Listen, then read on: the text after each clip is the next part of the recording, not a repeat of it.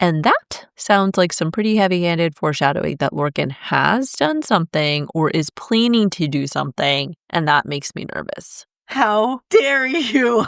Daddy, this I love accusation him. is unspeakable. This is treason. Oh, you're so lucky we live multiple states away because I would egg your house for this.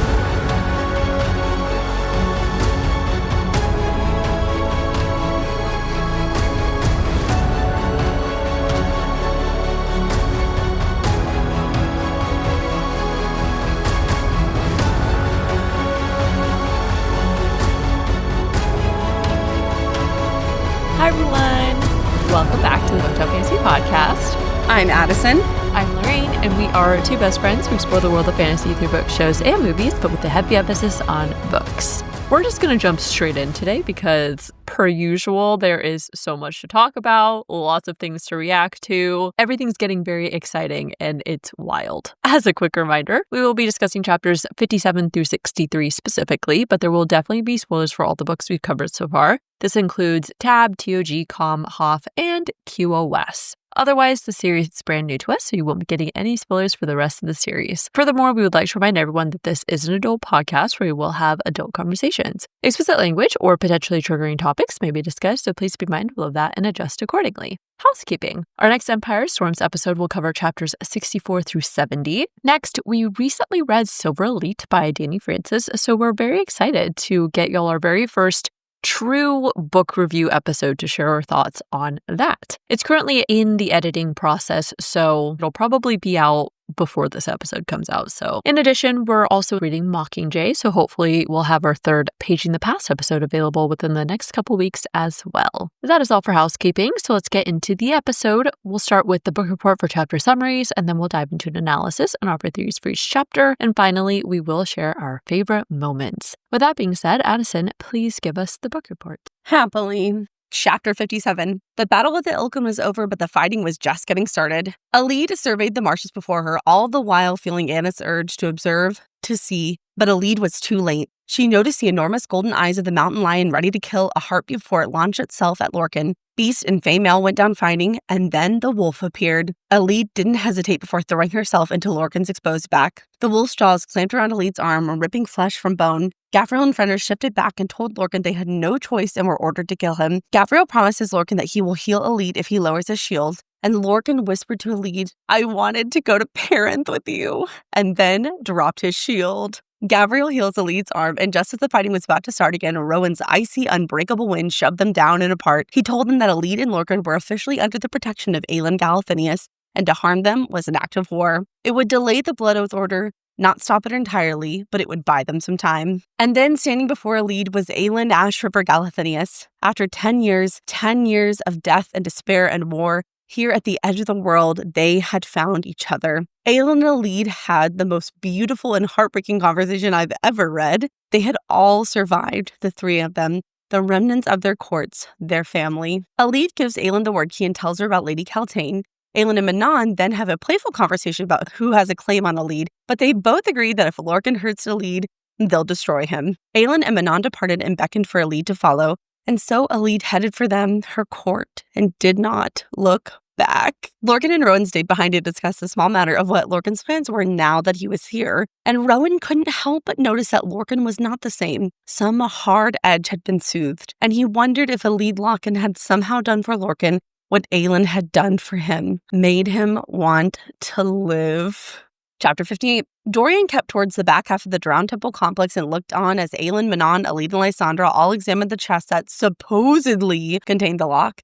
And he couldn't help but think about how everyone here, each of them had been touched by a different god, each of them subtly, quietly guided here. It wasn't a coincidence. It couldn't be. Dorian's thoughts were interrupted when they opened the chest and realized this, in fact, was not the lock, which meant Brannon and Elide lied.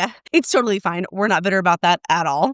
Anyways, Manon informs him that this is a witch mirror and then proceeded to give them a crash course on the different kinds of witch mirrors. All suffering from exhaustion, they decided to haul the mirror back to the ship, get some rest, and then deal with it later. They made the trek back to the ship slowly but surely, but were stopped dead in their tracks when they crested the dunes and faced 100 ships with gray sails spread in every direction. But it wasn't Rowan or Maeve. It was the red-headed traitor herself, Ansel of Briarcliff. Hello, bitch. Oh my God, that is literally my favorite freaking. I feel like I've just been walking around. My husband's like saying that, and my husband's like, "Stop calling me that." I'm like, no, it's fine. It's a compliment, It's not directed at you. I've been thinking that the next time Lorraine calls me, I'm gonna answer it like that. I'm like, "Hello, bitch." Okay. Chapter 59. Aelin introduced Ansel of Briarcliff, assassin and queen of the Western Waste, to the group.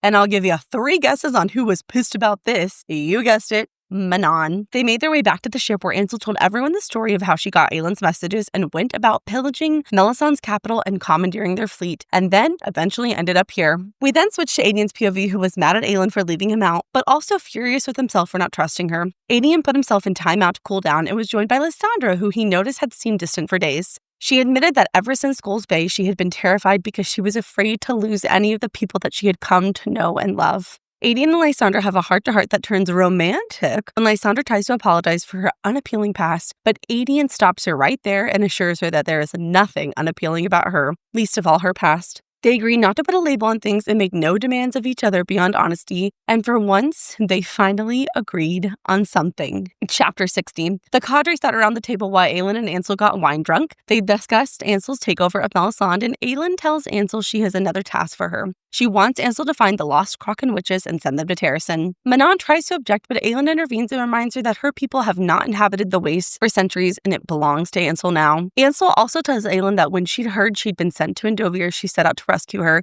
But before she could get there, she received news that she'd been taken to Rifthold. The cadre continued to strategize and decided they would set sail for Terrasen at first light. Later, Rowan and Aelin pored over a map of the world and discussed whether Aelin would one day want to conquer it, but for now, they would focus on defeating Erewhon. Manon lay curled in her narrow bed, unable to sleep because she was contemplating everything that had happened, but she was interrupted when none other than King Dorian Haviliard entered her rooms to finish what they started. And boy, did they. But don't worry, Dorian left with a promise that they weren't done, not by a long shot. Below deck, Elide and Lorcan both had trouble finding sleep. Lorcan caressed Elide's arm and told her they needed to talk, but before they could, the shouts of sailors above interrupted them. Elide made her way to the deck, and her heart sank at what she saw. Sailing over the western horizon, another armada headed for them. It was Maeve. Chapter 61. For the first time in her life, Aelin Ashryver Galathynius had no idea what to do. Time. That was all she had to play with. It was both a blessing and a curse. Later on, Aelin slept soundly next to Rowan as he contemplated their situation, but Rowan couldn't stand it. They had done so much and it was unacceptable that they should be stopped here by Maeve. So Rowan flew into the heart of Maeve's fleet and met with his cousin. Enda gave him the gift of listening, and when Rowan was finished, Enda simply responded, "I will consider it." And ship to ship, Rowan went, the same speech, the same request. All of his cousins had the same answer. I will consider it. Chapter 62. Dorian stormed into Manon's room and told her to follow him. They picked up Aelin on the way and headed straight for the witch mirror. Then Dorian revealed his big idea. Dorian thought he had cracked Anna's riddle, and the magic of the mirror was not power, but knowledge, and that the answer to using the key safely with the lock was inside the mirror. Aelin tried to protest, but mostly because she was mad it wasn't her idea or plan. But Dorian told her they were out of time and this was their only option. But there was a risk the sister mirror was in Morath, and so Manon told Aelin she had to go because she needs someone to lead her out of Morath, just in case. And the symbol on the mirror belonged to both of them. They joined hands and pressed their hands to the mirror and vanished. Chapter 63. Elide watched as news of Aelin's disappearance spread across the ship. Rowan ordered that they continue readying for battle so they could buy Aelin as much time as possible. They then discussed how to handle Gavriel, Fenrys, and Lorcan's participation in the battle, knowing that Maeve would wield the blood oath against them when it would hurt them the most. Lorcan agreed to fight with them as long as Rowan spared some men to take Elide to shore to keep her safe. Dawn broke clear and bright, and a representative of Maeve's approached their ship and waited for their answer. Rowan informed him that Queen Aelin Galathynius was no longer present to give a reply, and in fact was not on this ship or any other lands nearby. Maeve sent her answer in the form of arrows, so many that they blotted out the sun, and then Maeve's armada began crawling towards them. And that concludes the book report. I know. Screaming, crying, I'm gonna throw up. That's like every episode. I'm almost just like used to that anxious, nervous feeling in the pit of my stomach. All right. Well, thank you for those fabulous summaries. And without further ado, let's jump into the analysis portion, starting with some overarching thoughts. If you've been listening for a while, you know the only time I have ever publicly cried on this podcast was in Heir of Fire when we learned the story of Lady Varian's sacrifice. And well, this set of chapters brought it all back up for me again. I don't know exactly what I was expecting for the reunion between Elide and Aelin, but I'll tell you what I wasn't expecting. And that was to ugly cry in my car on the way to Target. Wait, no, you also cried during Rowan and Aelin's first spicy scene together. But did I cry in the podcast? I don't think I did. Oh, no, yeah. I think that was private. Yeah, I did that in my car. Oh, okay. Yeah. But actually on the podcast, okay? So thank God I was in my car and not in the store because I would have had to like go in the bathroom and, let it out. Just like dab your eyeballs with some tissues. Yeah. Seriously. Next, I am fucking ecstatic that Ansel has re-entered the chat. I have missed her since Tab so much. And more importantly, I have missed the way Elizabeth Evans narrates her with a slight twang. And y'all know I just love that. Lip a little Sardathian. Oh my gosh. If you have not been listening for a long time, way back in Tab when they're riding the horses and Selena is like, you're insane. And she's like, live a little. So we have incorporated that into our very beings. So we're going to say it a lot, especially now that Ansel's back. Look out, world. Look out.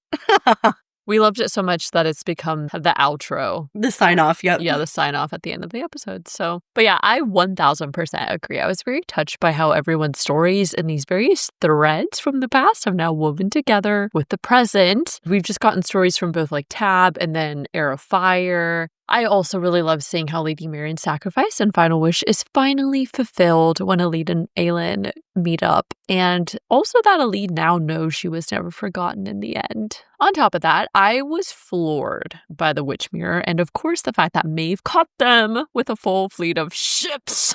I'm stressed. It will likely be stressed for the rest of this book because after this episode, we only have 2 more sets of chapters, guys. So we're almost done with Empire Storms. Crazy. Oh my God, don't say that. No. I'm like excited to move on, but also not. I feel like when we started Empire Storms, I was like, we're never going to get through TOG. Like, we have so much to go. And now I feel like it's going fast. And I don't like that. Oh, so much is happening. All right. So that ends our overarching thoughts. And now we'll get into the chapters, starting with chapter 57. As Elide and Lorcan make their way toward Aelin and her group, she can't help but contemplate her own shabby appearance, her lack of discernible gifts, and that seeing Aelin use her power would actually be terrifying as hell. Elide could tell from Lorcan's subtle shift in body language that he anticipated a fight during this meeting, but she was suddenly acutely aware of how it would look to, quote, be with Lorcan, approach with Lorcan. It broke my heart when Lorcan picks up on her hesitation, and after Elide says, it sends a message, doesn't it? He responds, it would seem our bargain with each other is about to end anyway. I'll be sure to explain the terms. Don't worry. I'd hate for them to think you are slumming it with me. I think Elide is worried about being perceived as an enemy, but Lorcan interprets this as Elide being ashamed of him, and I think to some extent he's afraid she may abandon him if being with him means she won't be welcomed by Aelin and her group. Of course, that's not what Elide is getting at, but both of their insecurities are coming out for sure since they are about to face this moment of truth, I think. So I think it especially hurts Lorcan because he and Elide are just coming off their heart-to-heart where he was actually vulnerable probably for the first time in history. And that plus the kiss. And so he's probably like in this really heightened state. I also feel like to a small extent, this is just a defense mechanism of Lorcan. He's afraid to be rejected by Elide. So he pulls the whole, I'll leave you first, you can't leave me maneuver, And we're like, Lorcan, just quit it, okay? Quit being a baby. Yeah. Lorcan continues on ahead while Elide brews, but at the urging of an invisible hand on her shoulder, pushing her to pay attention and see, shout out to Annith, Elide realizes something is wrong, and that something was a mountain lion surging out of the grasses to attack Lorcan. Despite their little tiff, I found it very sweet that when Elide shouts Lorcan's name, he instinctively turns toward her because based on the set of chapters, it's clear there has been a big shift in their relationship and feelings toward each other. I thought the exact same thing. I feel like even though this seems like an insignificant thing, when you think about what we know about Lorcan and the situation he's just walked into, the old Lorcan would have never been caught off guard. But because he cares so much for Elide, his instinct was to turn to her, not keep his awareness of his surroundings. And that feels pretty important and significant to me, actually. I also find it interesting that Annith wanted her to watch out for Lorcan because I would imagine through whatever threads of fate pair people together, Annith knows Lorcan and Elide are intertwined and important to each other now. While Lorcan and Gavriel fight, Elide perceptively takes note of a wolf sprinting toward them as well. Realizing this was an execution, she busts ass up the hill. Right in the nick of time, in the most gasp-inducing turn of events, Elide jumps into the wolf's path and Fenris chomps down on her arm instead of Lorcan's neck. And I was like, no! I am not even exaggerating a little bit when I say I king prawned during this scene. It was just such a selfless act on Elide's part. And then, of course, I was like, oh my God, she's going to lose an arm or she's going to bleed out. Very stressful. I don't care what anyone says. Elide Lorcan is a Blackbeak through and through, okay? She has a spine made of steel. She didn't even hesitate before jumping in front of a giant, immortal, magical fey wolf. God, I love her. I also think it was the shock of reading how Fenris immediately was like, oh shit, that was not supposed to happen. Because you know Fenris wouldn't attack an innocent person like that. And I think we see his horror of what happened literally while it's happening and later based on his reaction. And so it is hard because I love Fenris and I'm like, but how could you do that to Elide? But I know he just couldn't stop himself, momentum and all that. Physics, science, all that other crap. He was gripped by his bloodlust. And his bloodlust, I guess, yeah. Lorcan, of course, freaks out and asks why she did this, making it clear that what exists between Lorcan and Elide is so much deeper now. Also, why was it the hottest thing in the world when after he scoops Elide into his arms, he looks at Gavriel and Fenris and he says, "You're dead. You're both dead." Oh, and I don't know why, but I was like, oh my God. I think for Lorcan, it was unthinkable that anyone would try and protect his life, but Elide did. And now her own life is at risk, which is even worse because they're at this point now where I do think losing Elide would actually break him. But overall, it's just so obvious that they love each other. And honestly, I think we can for sure add them to Mate Watch. Or I will, at least. Especially because Elide isn't throwing herself in front of another mortal person. She is throwing herself into a fight with lethally trained, powerful, immortal females who are currently a giant mountain lion and wolf. And I think Elide has the same trait as Aelin when it comes to the people she loves, that she will quite literally do anything for them, including throwing herself in front of razor-sharp fangs. The tension only builds more when Lorcan is faced with the decision to let his shield down so Gavriel can heal Elide before she bleeds out. But in doing so, also risk Fenris attacking due to his inability to fight the Blood Oath. This whole section, the writing, the emotion, because you get this very brief moment of fear from Elide, who doesn't want Lorcan to risk his life for her. And then Lorcan says, "I wanted to go to Parenth with you," before he drops his shield. Oh my God. Lorcan dropped his shield and I dropped onto the floor. Okay. That's right. I was like, no. This was the most heartbreaking thing to say in this moment. I feel like that was even more meaningful than like, "I love you," or, "I've enjoyed our time together," whatever. He's like, "I wanted to be with you." I know. I was stressed because that 100% made it sound like Lorcan was either going to die or like be severely injured. I didn't actually think he was going to die, but I was very worried for just that split second, Oh, retweet. I think in the back of my mind, I knew he was probably going to be okay, but there's some real genuine peril here because I really didn't see a way out of the situation with the Blood Oath and Gavriel and Fenris, and everything just happened so fast, and so I get that. Before we switch to Lorcan's POV, I gotta ask, what the fuck were Aelin, Rowan, Aedian, Lysander, Dorian, and Manon doing during all of this? I'm pretty sure Lorcan and Elide are in eye line of them, so they're not that far away. I feel like it takes too long for them to get there and react and respond. That's fair. I would imagine that this is all happening within like a minute, though. I guess we don't know how much progress they made after Aelin blasts the Ilkin down. And then there's the whole scene where Elide's like watching Rowan and Aelin have their moment with the crowns. So I don't know how much time passed and how much they traveled. But I just thought they were like, still kind of far off in the field somewhere. Okay, or like that's enough. how I was imagining it, but who knows? Well, I still felt like it took them too long to get there and intervene. I'll stand by that. Fair enough, yeah. We switch to Lorcan's POV and his first thoughts just before he lets down his shield. His thoughts just endeared him even more to us. He thinks it was not a hard choice and it did not frighten him, but letting that glimmering, lovely light before him die out. In his ancient, bitter bones, he could not accept it. She had been forgotten by everyone and everything, and still she had hoped, and still she had been kind to him, and still she had offered him a glimpse of peace in the time he'd known her. She had offered him a home. You guys already know, Rowan and Aelin doing the deed did not make me cry. I was just very excited for them, but this sure did. I think I was just like in a very emotional state when I was listening to this set of chapters. It's just their dynamic of them both helping each other out of loneliness, and Lorcan realizing that despite his general asshole behavior, Elide never held that against him. There's the self-sacrificing for love situation that gets me every single time in any book. I also think Lorcan realizes this should never have happened to Elide because she is this innocent person who's deserved none of the injustices she's been handed in life. This contrasts with Lorcan, who has done some pretty brutal things, so him being attacked was the expected culmination of all his choices thus far. I feel like there's a sense of unfairness to the situation, knowing Elide got the shit end of the stick yet again, and I think that really hit home for Lorcan. I'm sorry. What? This made you cry? How could it this, not? But not Aelin and Rowan? Because that's an exciting moment for them. But this was like a moment of peril. They're worried the other person is going to die, or I don't know.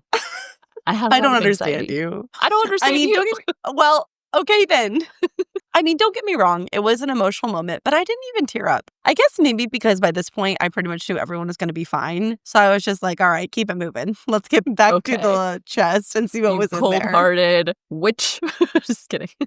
We go back and forth. Bitch. I feel like we have opposite reactions to different things. Like, what gets us emotional seems to be different. You're so right. Because, like, you'll say you cried, and I'm like, ew, why? Over what? And then I'm like, I was sobbing. And you're like, what's wrong with you? I'm like, I don't know. We just have different emotional tastes, I guess. Lorcan lets his shield down for Elide, figuring he could at least hold out until Gavriel joins back in. With a smile from Lorcan, Fenrys launches back into attack, but then they're both stopped by Rowan's icy wind. The relief I felt when Rowan declares Lorcan and Elide are now under Aelin's protection and that harming them would be considered an act of war. But again, I'm going to say it. What the hell took him so long? He couldn't have come in before Elide got chomped? I'm just saying. Fair enough, yeah. I didn't see this coming at all, but I'm glad there was some way to leash the blood oath, at least like temporarily. This is good to know that blood oath commands can be kept at bay through political language and agreements, like in this case. Threatening war seems to create a situation where I'm assuming Fenrys and Gavriel would have to go back to Maeve, and then she would need to make an explicit decision to go against the agreement before they could attack again, or at least that is how I'm interpreting the situation. I know it's temporary, but in either case, it's nice to know that the blood oath can be temporarily set aside. I have to be honest, I can't tell if I feel like this is a cop-out or not writing-wise. On the one hand, it does sort of track with the world building, right, and all the talk about Rowan restoring the old ways with the cord and all of that. But then on the other hand, it does seem to significantly weaken blood oath magic, which feels pretty contradictory to everything we've been told. So, yeah, I don't know. I had a few reservations about it, but honestly, I'm not going to dwell on it, and I'm just going to ignore it for the sake of the plot. Even more interesting was the fact that when Rowan addresses Fenrys and Gavriel about staying in line with the order, Lorcan is shocked that they both bow their heads in deference and respond, yes, Prince. This definitely builds on observations in the last set of chapters that there seems to be some sort of innate reordering among the Fae where they can feel who is the strongest power-wise. Rowan was already the stronger male relative to Fenrys and Gavriel, I'm pretty sure. But I think now that Aelin has basically proclaimed Rowan her king with that crown of fire, there's been even more of a shift in power for Rowan, if that makes sense. Safe from further attack, Lorcan sprints to Elide, whose arm is pretty much fully healed, thanks to Gavriel using up the rest of his magic to heal her. We switch back to Elide's POV, who is overwhelmed with relief Lorcan was okay, while simultaneously shook to see the infamous Ash River eyes of Aelin and Aelin. This, guys, is the big kahuna moment where the floodgates of my eyeballs burst open and released all my emotions because Elide is finally getting her full circle moment. And I feel like one chapter of the story has closed now, and it feels very satisfying. It's very cathartic. Literally same. It started with the very first words that Aelin spoke to Elide when she said, "You look so much like your mother." And then it's described, Aelin said, her voice cracking. So first, let me just shout out Elizabeth Evans. She's a queen of audiobooks, obviously, but she did amazing narrating that part. And so that definitely contributed to my ugly crying because she actually makes her voice crack. But just thinking about how much Lady Marion's sacrifice meant to Aelin and her final words to Aelin to tell Ellie that she loved her, guys, I couldn't. It just brought it all back up. I guess what I'm trying to say is the emotional buildup for this moment was chef's kiss, and Sarah J. Maas fucking delivered. It's funny because I love Elide so much, and that part of the story really impacted me that I never really took time to contemplate what this moment would be like. I knew it was coming, but it almost caught me completely off guard emotionally, and it just destroyed me. It ruined me for like a whole day. Aelin tells Elide she was sorry as they hold hands, and then she goes on to say, I'm alive today because of your mother, before finally sharing the words she'd promised Lady Marion she'd deliver to Elide after 10 long years. This was the quote, "Your mother told me to tell you that she loves you very much. Those were her last words to me. Tell my Elide I love her very much." It was such a touching moment because with it, we've now joined the past with the present. I can only imagine how Aelin must feel to finally be able to make good on her oaths to Lady Marion and reunite with Elide. Then you also have Elide who'd held on to the hope all of these years, knowing that despite losing her mother, she believed it hadn't been for nothing. And now that Elide is back with Aelin in her court, she's one step closer to going home. Most importantly, it just makes me so happy to see that Elide now knows she was never forgotten, not by her mother, not by her court, and not by her home. Oh, y'all know the tears were flowing for me because it was those words in Air of Fire that just kept ringing in my head. And hearing Aelin repeat those words just did me in. Just like you said, it's like a full circle moment. And it's just very, I don't know, it's very something.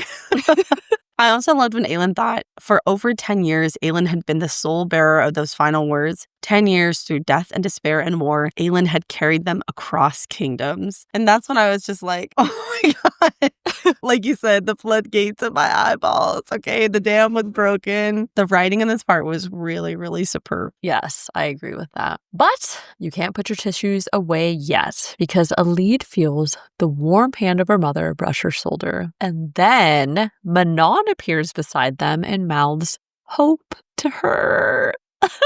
I have to read the full quote because I loved it so much. It said, "And here at the edge of the world, they had found each other again. Here at the edge of the world, just for a heartbeat, Elide felt the warm hand of her mother brush her shoulder." I was speechless when I first read this. I was overwhelmed with the emotional impact of this moment. Everyone is coming together, and all of these outstanding people and events from the past have finally been able to be laid to rest, so to speak, because those promises have now been fulfilled. Oh, the warm handed touch of her mother on her shoulder. Oh, God.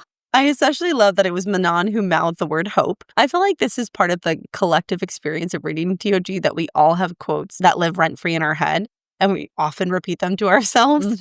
And one that I don't see talked about very much, but really stuck with me, is in chapter 88 of Queen of Shadows. Manon is flying back from Rifthold after perching on the glass wall and staring at Dorian's window from a distance, and she thought, changing winds, a changing world, perhaps a changing 13 too. And herself. She didn't know what to make of it, but Manon hoped they'd all survive it. She hoped. And that she hoped part has really stuck with me. And so it's extra impactful that Manon is the one to see Elide and Aelin's reunion and mouth the word hope. I mean, well, the tears were already flowing, so I couldn't restart crying, but I was just like, oh my God. I know. Well, because Elide was the one who first had that whole story about holding on to hope to go home again. She told Manon that, and it was so impactful to Manon. And so for her to remind Elide of that as well. I too also cringed a little bit when the topic shifts to Elide's arm and Aelin gets snappy with Fenrys because you just know he feels so guilty for biting Elide unintentionally, but Aelin just ignores his apology. I will say it's interesting that she has so much pull over Fenrys already, and he cares so much about her opinion because I definitely feel we will continue to see the other cadre members switch allegiances, or even if they can't necessarily, it seems like they're more drawn to Aelin and they respect her opinion and her authority a lot more. And I'm not sure if they'll be willing, I guess, to obey the blood oath if it would harm Aelin. You know what I mean? Yes, I totally agree. I was actually a little surprised to see how much Aelin's disapproval bothered him because they really haven't been together that long. But I think it speaks to what you were discussing earlier about how they're all drawn to Aelin because of her power and her heart. Their time with Aelin speaks to what the world should be and how they should be and what they should be serving. Aelin proceeds to address Lorcan about the note she left him, but at the sight of the Sword of Orinth, Elide interrupts in shock to see that it still existed and that it was now back in Terrason's hands. Yet again, my eyes were sticking when Aedion said, "It survived, we survived." And then right after that it said, "The three of them, the remnants of their court, their families." First of all, fuck Vermin Vernon for lying yet again. Second, this immediately made me think symbols have power because, the Sword of Orinth has always been a beacon for the people of Terrason, and now we quite literally see the impact of its presence on Elide, who recognizes the hope and strength that it represents. Oh, you're right. Damn, everything in this chapter is making me cry. Also, I cannot believe I'm ever partially defending Vermin Vernon, but he did technically only tell a partial lie. The King of Ireland did too. How dare you? I know, but I just, listen, for the sake of world building facts in the story, yes, someone has to do it, okay? It'll be me, it's fine. The King of Ireland did take and possess the Sword of Orinth because, remember, he had it on display at Aedion's execution, and he and Aelin take it back before they escaped. But obviously it wasn't melted down. So, yeah, Vernon didn't totally lie. Fine, whatever. Moving on. If you want fair and balanced, you just come to me, okay? If you want raw emotion, go see Lorraine. At this point, Aelin now takes the opportunity to tell her story, and she credits her survival to Lorcan, Manon, and Lady Kaltain as she finally pulls out the word key and gives it to Aelin. Before discussing Lady Kaltain's sacrifice, I did want to note that it said Manon nodded, focus going to the pocket where she'd seen Elide hide that scrap of stone. The confirmation she'd been looking for, the reminder of the third part of the triangle. I definitely feel like this is significant because ever since Manon recognized the Eye of Elena as the Iron Teeth Witch symbol, I think she's definitely been wondering how the witches are involved and what is all needed in this war with Erewhon. The way that I interpret this, I think the third part of the triangle is referring to the word keys being the final thing they need in addition to the lock and the generational players in the form of Aelin, Dorian, and definitely Manon, given what happens with the Witch Mirror. They still need one more word key, but Manon, I feel like, realizes that the keys are an integral part in all of this. I took that part completely differently. I thought Manon was recognizing the key to symbolically represent Lady Kaltain, and so the triangle consisted of Manon, Elide, and Kaltain. The three of them complete the story of how they all ended up here together, especially because immediately preceding that thought from Manon, Elide says, I am here because of both of them. So they make up the triangle of the story of that key. That's how I took it. Oh, like all the people that brought the keys together or something? No, just the story of Elide and how she ended up here. You've got Elide, Manon, and Kaltain, and those three, they complete the triangle of Elide's story and her reason for still being here. That's how I took it, but okay. Open to interpretation. I like that. To get back to Lady Kaltain, I, once again, am so glad that we did not sleep on Lady Kaltain. I feel like Kaltain's spirit can finally be laid to rest now that Elide has fulfilled her promise to find Selena Sardothian and give her the key as payment for a warm cloak offered in a cold dungeon. I am such a sucker for any thematic use of small acts of kindness having a huge impact, and I really like that Aelin has had so many of those moments, and they're all now looping back into the story. Kaltain didn't deserve what happened to her by any means, but I love that this one small act helped Kaltain keep a scrap of her humanity up until her end. I cannot wait for when Aelin whoops some Erewhon ass so Kaltain's spirit can see them be punished for what the Valg did to her. My usual concerns still stand about Aelin's fate, but I am thinking about the revenge in a vacuum, so.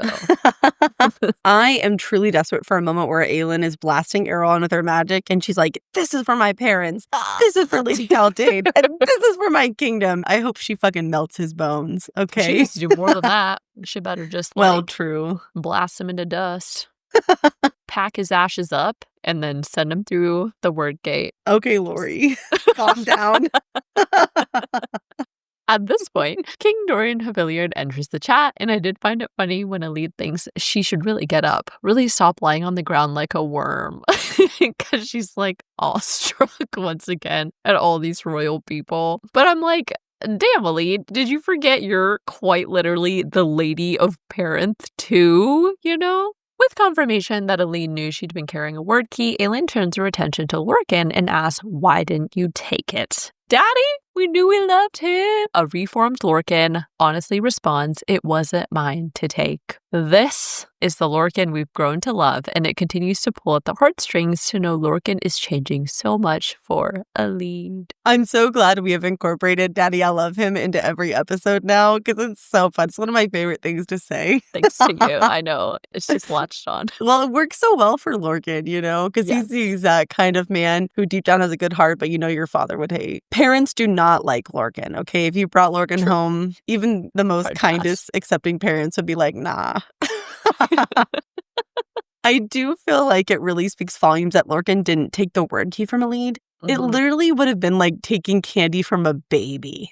And I have a feeling that bought him some goodwill with Aelin more than he probably realizes the fact that he didn't. In addition to the fact that Lorcan respects Elide enough to refuse to take even something as significant as a key from her, I feel like this was also a subtle nod of respect to Aelin, perhaps. Because, I mean, Lorcan hasn't necessarily declared he's changing his plans, and I guess he could still take the keys from Aelin. But it seems like he may have changed his mind about his plan for now. Perhaps after seeing what Aelin can do, and Lorcan's smart, so I'm sure he has pieced together some of the picture with Erewhon. Maybe he's decided it is best to leave the keys with Aelin. I don't know. Yeah, I think Lorcan is beginning to feel conflicted about what he really wants.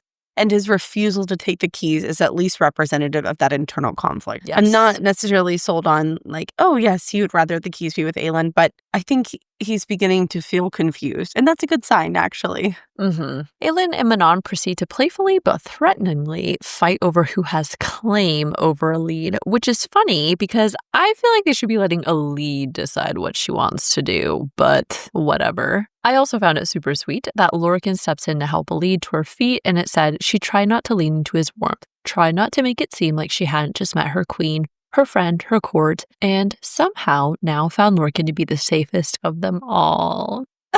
It's so cute. He is her husband after all, and so far, Lorcan hasn't broken his promise to her yet, but obviously, Lorcan is the safest because she loves him and they are mates. I just want to clarify, we have absolutely no text confirmation. Lorraine and I are just fucking obsessed with them, and we really want all the couples to be mates. So I just want to clarify that there's no actual text confirmation of that, and we don't know whether they actually are or not. Yeah. It's very likely, given the rarity of mates, that Aelin and Rowan may be the only actual mated couple. There can still be couples even if they aren't mates, okay, guys? I know we like to go all in on the mates. But there's some pretty like heavy-handed language about them like feeling like home to each other and yes and Lorcan's like territorial fae bastard bullshit. Yes, I will say of all the couples in the story so far, they seem the most likely candidates after Aelin and Rowan. Yeah. Honestly, I think it's funny that Manon and Aelin try to tell Lorcan off for being a territorial fae bastard and that his claim on Elide is at the very end of the line because all of them are being territorial, immortal, non-human magical beings. Like, not one of you has asked Elide what she wanted to do at this point in time. They're just all like fighting over her. Must be nice. She's so popular, you know? It's nice when you think about it because Elide has spent her whole life thinking no one cares about her and no one forgot her. That's true. And so, like, now she has you're right. 3 people, like, yes. Yeah, that's fair. I mean, you're right that people probably should ask Elide what she wants. But I mean, it has to feel a little good that these 3 really powerful, beautiful, amazing people are like, no, she's mine. Yes, I mean, I wouldn't be mad about it. Fair enough, yeah. Aelin, Manon, and Adian all give Lorcan either some threatening words or gestures before they walk off, followed by a ghost leopard, Dorian, Fenrys, and Gavriel. I thought it was so funny when Aelin told him, you hurt her and I'll melt your bones. It's especially funny because it isn't just the classic hurt her and I'll kill ya. Aelin literally could and would melt Lorcan's bones. Literally. Which actually, fun fact, this did create a very interesting Google search history for me. I was like, can bones really melt? They actually cannot. So yeah, they just turn to ash, right? Like you can. they don't actually melt. But I guess Aelin's magical fire, she can do it. There's a disturbing amount of questions about bones and how they work and what they're made of and how to destroy them in my surgery. Because I just got really curious. I was like, this is interesting. So Rowan hangs back and indicates he needed to have a chat with Lorcan, so Elide headed for them, her court, and did not look back. I did find this a little bit sad for Lorcan because I feel like she didn't even hesitate, despite her earlier thoughts and literally everything he's done to protect her up until now. But I guess she also knew she was being excused, and honestly, I'm sure she was really excited and relieved to finally be reunited with the people she spent years of her life waiting to return to. So I would imagine there's a lot of mixed feelings going on for her. I felt the same thing when I read that. I was like, no, bring Lorcan with you. Don't leave him behind. But you also have to remember, this is a really huge moment for Elide, and I don't fault her for embracing it. Plus, it probably seemed pretty obvious that Rowan hung back so he and Lorcan could discuss things, so I didn't really read too much into it. But I did kind of hate that. Kind of reads like she's leaving Lorcan behind, and I'm like, no. We changed to Rowan's POV, and he definitely felt the vibe between Lorcan and Elide, and he wondered if he seemed so ridiculous around Aelin all the time. And the answer to that is, hell yeah, brother. The conversation turns serious as Lorcan reveals he'd found them, thanks to some nudging from Hellas. Then he goes on to warn Rowan that power could just as easily destroy her. I do find it interesting that even Lorcan is giving this warning to Rowan because he can sense that in Aelin's case, the nature of her power could lead her to burn herself out, trying to save the world and the people she loves. I would imagine this contrasts with what Lorcan is used to seeing in terms of extremely powerful beings burning themselves out, trying to conquer people or conquer a territory and win. You know, there are very different reasons for why somebody would burn themselves out. It's clear Rowan, more than anyone, understands the path Aelin may be forced to walk, and I think that is why he goes on to think about how after Aelin burned the Ilkin, quote, he had needed to touch her to reassure himself that she was all right. To feel the woman who could do such great and terrible things and still look at him with that beckoning, vibrant life in her eyes. I'm sure Rowan does his best to keep his own fear in check for Aelin's sake, but thoughts like these make it clear he is terrified of the very real possibility Aelin could be lost to her magic to protect everyone, or as is demonstrated by Deanna, she will be lost to the gods or her mission. Honestly, it's probably a combo of both of these things. I thought this whole conversation between Lorcan and Rowan's thoughts really just emphasizes how unbelievable Aelin's magic is and the power that her power has over other beings. It seems like people really can't help but be drawn to it. And that is a theme that has continued to grow in importance as the series has progressed. And I actually have a small theory or big idea deposit that plays off of this theme, which we'll talk about later. Ooh. The convo shifts back to Lorcan's plan, but he refuses to disclose anything until they tell him why they'd come to the Stone Marshes. Rowan defers that decision to Aelin, and despite Lorcan's taunt that he was a good dog, Rowan only smiled, now knowing Lorcan's got a leash of his own, held by fierce little Elide Lorcan. Woof! I ain't mad about it. I like the dog bark. Thank you. I mean, it was too easy. The word leash was on there like 4 times. I was like, okay, I can work with this. All right, so that ends chapter 57. Moving on to chapter 58. We start off with Dorian's perspective as he spirals with guilt over what Lady Kaltain sacrificed for them all. I appreciate Dorian has the emotional maturity to reflect on how he treated Kaltain in the past.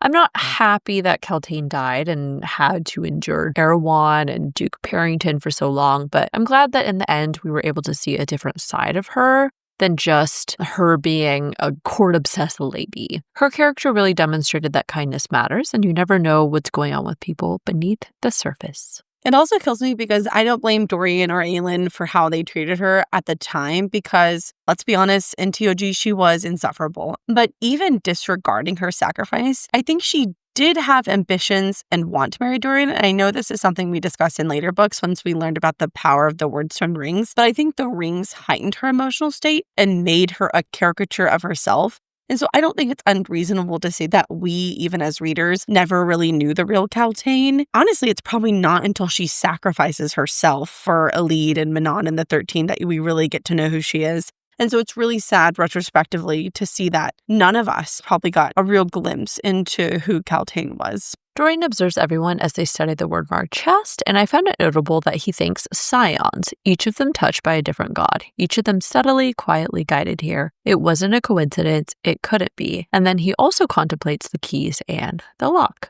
This definitely continues to demonstrate that there are multiple gods at play who each have their own mouthpiece they're guiding. Aelin seems to be the most important, but it feels like all the gods are guiding the beings they watch over to find Aelin and help with her mission. Part of me does wonder if perhaps others will end up being sacrificed somehow, not just Aelin. Why are you over here trying to sacrifice everybody? Put Lori back in the box. Okay, I want Lorraine back.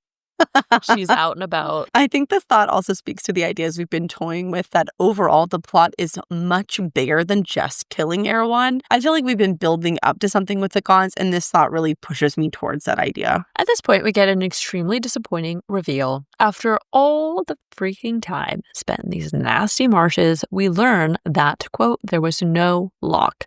Not in the way they had expected. Instead, inside the chest was an iron-bound mirror complete with the marking of the Eye of Elena / the witch's symbol in the upper right corner of the border. As soon as we got that, I was like, damn it, Elena. All she freaking does is lie. Clearly, the witch mirror is important, as we learn later, but why couldn't she just tell Aelin the truth about what they really had to go get in the sword matches? It's very frustrating because she's wasting everyone's time with her cryptic messages and all of her quests. It's not just fucking Elena, it's Brannon too. Brannon told Aelin and fucking Deanna. So they were all in on sending Aelin on this wild goose chase. And for what reason? For what purpose? I was seething mad. I was so mad. I know.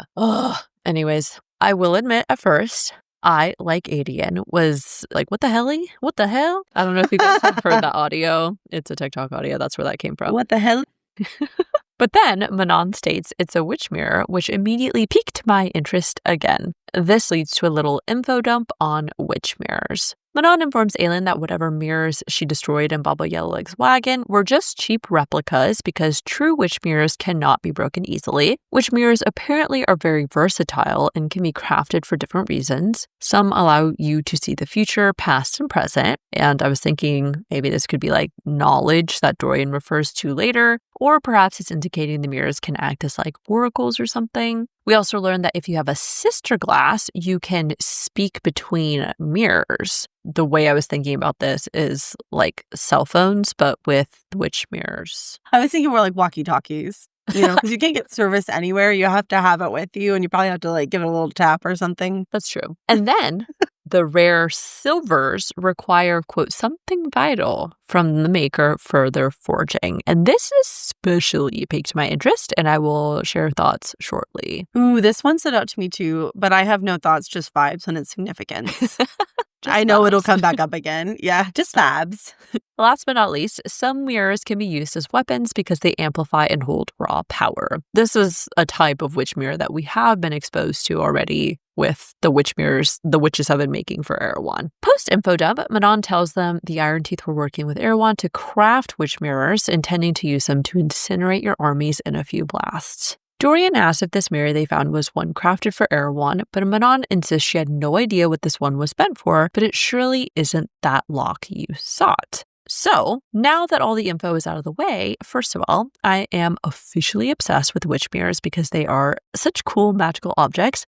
And this also sets us up with some foreshadowing for what Dorian realizes this particular witch mirror can do in chapter 62. I couldn't agree more. I really enjoy the incorporation of magical objects in fantasy books, and this series actually hasn't really had too many. The Eye of Elena and Spider Silk is really the only thing I can think of, and I don't really fully count Spider Silk because it has magical properties, but it's not necessarily magical outside of its intended purpose. You know what I mean? Mm-hmm. I'm excited that something else magical is being introduced, and I'm wondering if there will be other witch mirrors that become important. Second, I know Manon doesn't think this is the lock, but at the mention that the rare silver kind requires some sort of price to be forged, that does 100% sound like the lock. Mala had to give up her immortality to forge the lock, and honestly now, I actually do strongly feel the Eye of Elena is the lock. I wasn't sure last episode because why would Elena lie about that? But clearly she lies about everything. And I feel like the details about the eye having the witch symbol combined with how these rare silver witch mirrors demand something to be crafted, those make me feel like the Eye of Elena is the lock. I guess to take this a little bit further, like what if the blue glass in the middle is a witch mirror? And combined with the fact that witch mirrors can also amplify power, perhaps this is an added ability of the lock, as in it will amplify Aelin's power so that there's enough of it to actually seal the gate and the keys once and for all. Okay, so it's an interesting thought, and I love the idea. So as I read this, I was like, I'm just going to free flow any and all thoughts, comments, and objections I have reading this, but I'm just going to throw them out rapid fire style. Okay, so first is, why did Elena and Brennan lie about this? Why did it glow blue when enemies were around in like a protective way? Wouldn't sealing Erewhon in the tomb have used up all its power? Does it still have power? If so, how did it get recharged? I like the idea of amplifying, but the whole thing about the lock is that it could only be used once, right? Right. So I do still think they're going to have to re-imbue it with power. Charge or like, it up or whatever, charge it up something. again some way, somehow. Okay. Yeah. And then if this is true, then a witch would have had to help her craft it. So which witch helped Elena craft it and why? What was the trade? What was the purpose? Definitely and then I'm Kraken. undecided. You think so? But why? Because this is what I'm saying. Remember like last episode or whatever I was talking about? Why are the Kraken so important? Why is their lineage coming up? And why is it so important that Manon has been reintegrated and separates from the Iron Teeth witches? You know, I would assume it has to do with these witch mirrors, and then also probably the lock, given that the lock has the witch symbol on it. You know what I mean? But you could argue that Manon and the whole Kraken storyline is just so that she can reunite the witches to fight against Erewhon and reclaim the waste and all that. True. I see what you're saying. It's very likely both, if I'm being totally honest. But I mean, you could explain Manon's integration and the whole Kraken thing for that purpose. All that is to say, I'm undecided on if this is a lock, but I'm leaning towards yes for two reasons. As I mentioned earlier, it's the only other magical object we've been introduced to. And when you zoom out from a story perspective, we really don't have the time in the series to go on another quest to get the real lock this time. It would make much more sense if just Aelin already had it in her possession. Which also, if it is the lock, the history of that fucking necklace is wild. Aelin literally left it with Chaol when she went to Wendlin. Then she whipped it out in front of the King of Otterlin. If it really was that valuable, dude, what? Well, when the king saw it, remember he had that like really weird reaction to it. And we were like, yes, he was like super surprised by that. Like he was stunned. He was like, you fool, how dare you? You know, I actually thought about going back and incorporating that into these notes, but I was like, I'm going to wait until we find out more. I feel like that's relevant. I feel like that has to be connected some way, somehow. Now knowing what we know about the Eye of Elena and like that being the witch symbol, I'm like, yeah, that was not just about family lineage stuff, you know, like there's something else at play. So...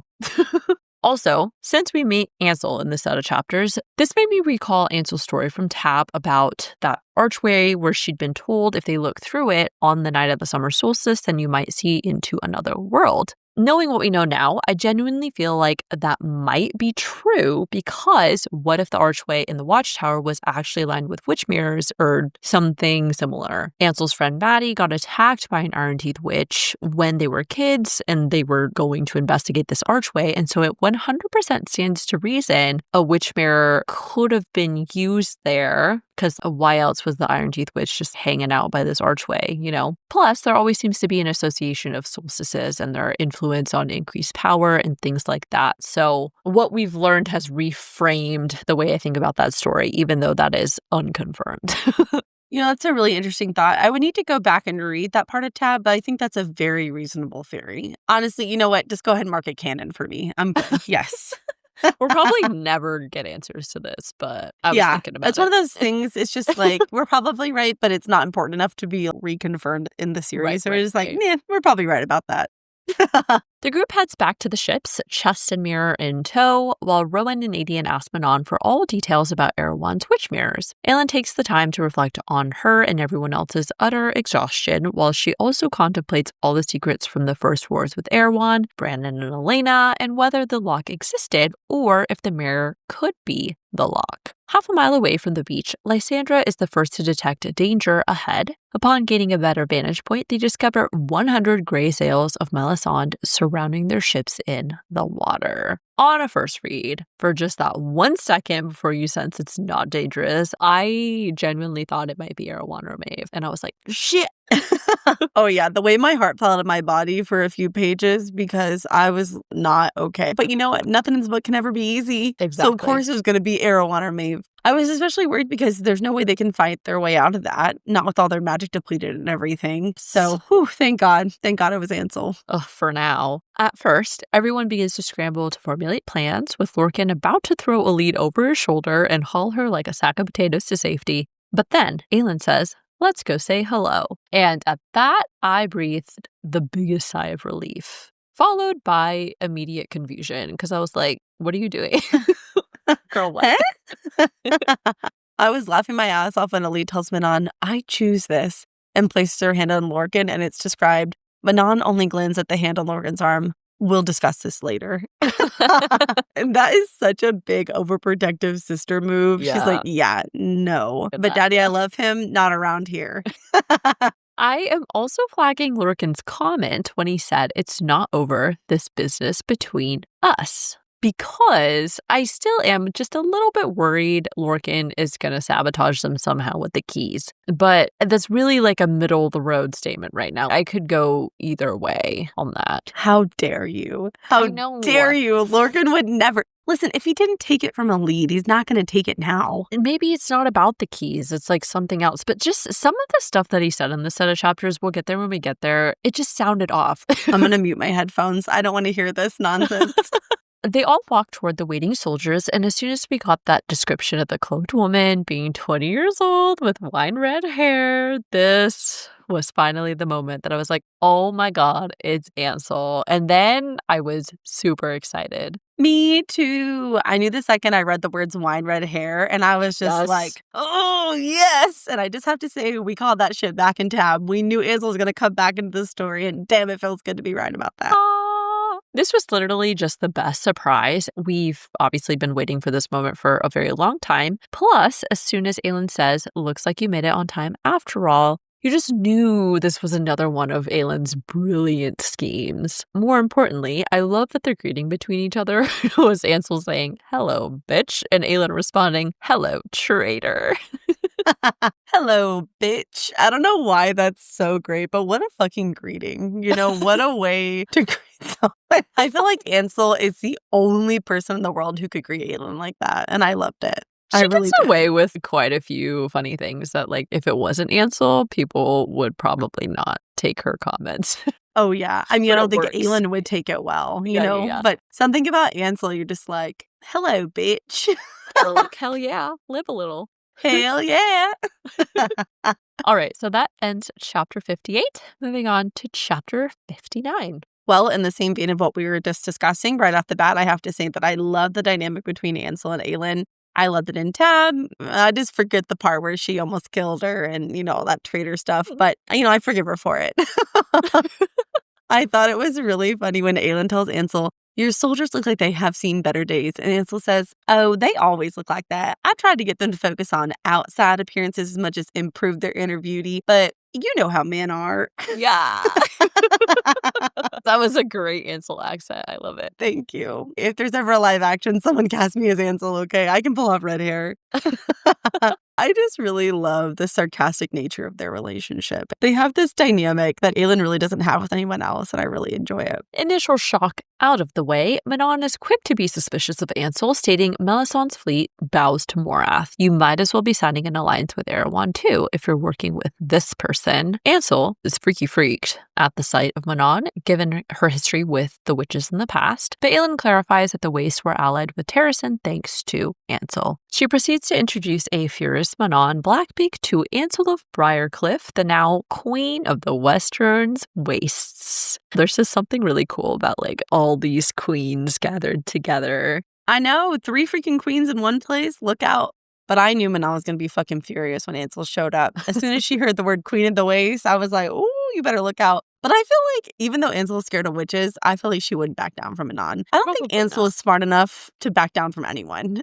You know what I mean? Like, I know she's like super fearsome and all that, but I don't think she could really take Manon. I'm going to be totally honest. Probably not, but she has enough arrogance and confidence to at least try. Ansel's here for a good time, but not for a long time. We change to a quick POV from Manon, who is, of course, pissed, vowing she'd kill the red-haired bitch slowly. Manon insists Ansel does not speak for the Wastes, but before she can do anything rash, Aelin steps in her path and asks, "But you too?" Manon immediately wonders what she'd gotten wrapped up into with Aelin, but she says, yes, I do. I definitely understand Manon's frustration because you're talking about a long history over territory, and the pain of losing your home cannot be understated. But at the same time, Aelin's question is valid. I feel like with the knowledge that Manon is the long-lost Kraken heir, to me, by asking Manon whether she speaks for the Waste, I felt like she's pushing her to confront her identity and hopefully own her role as the Kraken queen. I don't know if it's that or really just Aelin pointing out that Manon technically does have no claim on the land because no witches have inhabited the area for over 500 years. Even if Manon took it from Ansel by force, it would be a waste because it would still not yield life to them because of the curse. I feel like Aelin's tone here is more sarcastic, like, oh, you do? Tell me more about that. Tell me more about your claim to the Waste. And that's kind of how I took it. I feel like she's forcing her to confront it, though. Because Manon could if she chose to pursue the Kraken thing, and that's like where the conversation ends up going, right? But I mean, I guess it could go either way. So aside from that, I'm sure that there is some political maneuvering that Aelin is doing because she understands that the witches can have a future in the Wastes if Manon claims her heritage and also learns to get along with Ansel, because whether Manon likes it or not, Ansel is there to stay. Not to mention, with Manon intermingled with Aelin's court now, I do feel like Aelin sees a potential for Terrace and ally with the Krakens under Manon's leadership in the future, if they can get that to happen. Aelin's always scheming. She's always thinking about all these things, and we never realize it until way later, you know? And so this topic seems like something Aelin would probably be considering. In this short scene, Manon also continues to worry about Abraxos. I really, really hope that he's okay and that he's well on his way to finding the rest of the 13 to bring them to her. My gut tells me that's probably the most likely scenario, that he went to find 13 and he's going to lead them back to Manon. I really don't think Abraxas would not come back for any other reason other than going to find the 13, or unless he was captured or killed by Rowan's forces. But I refuse to even entertain that thought. So for me, the only option is getting the 13. Yes. We change to Rowan's POV as he observes the tense situation between the three queens, but after recalling what he'd been told about Ansel, he realizes that Aelin had actually called in a life debt. So now that Rolf and Ansel are back in the story, I'd say it's pretty guaranteed we get the Silent Assassins and Irene Towers back in the storyline soon too.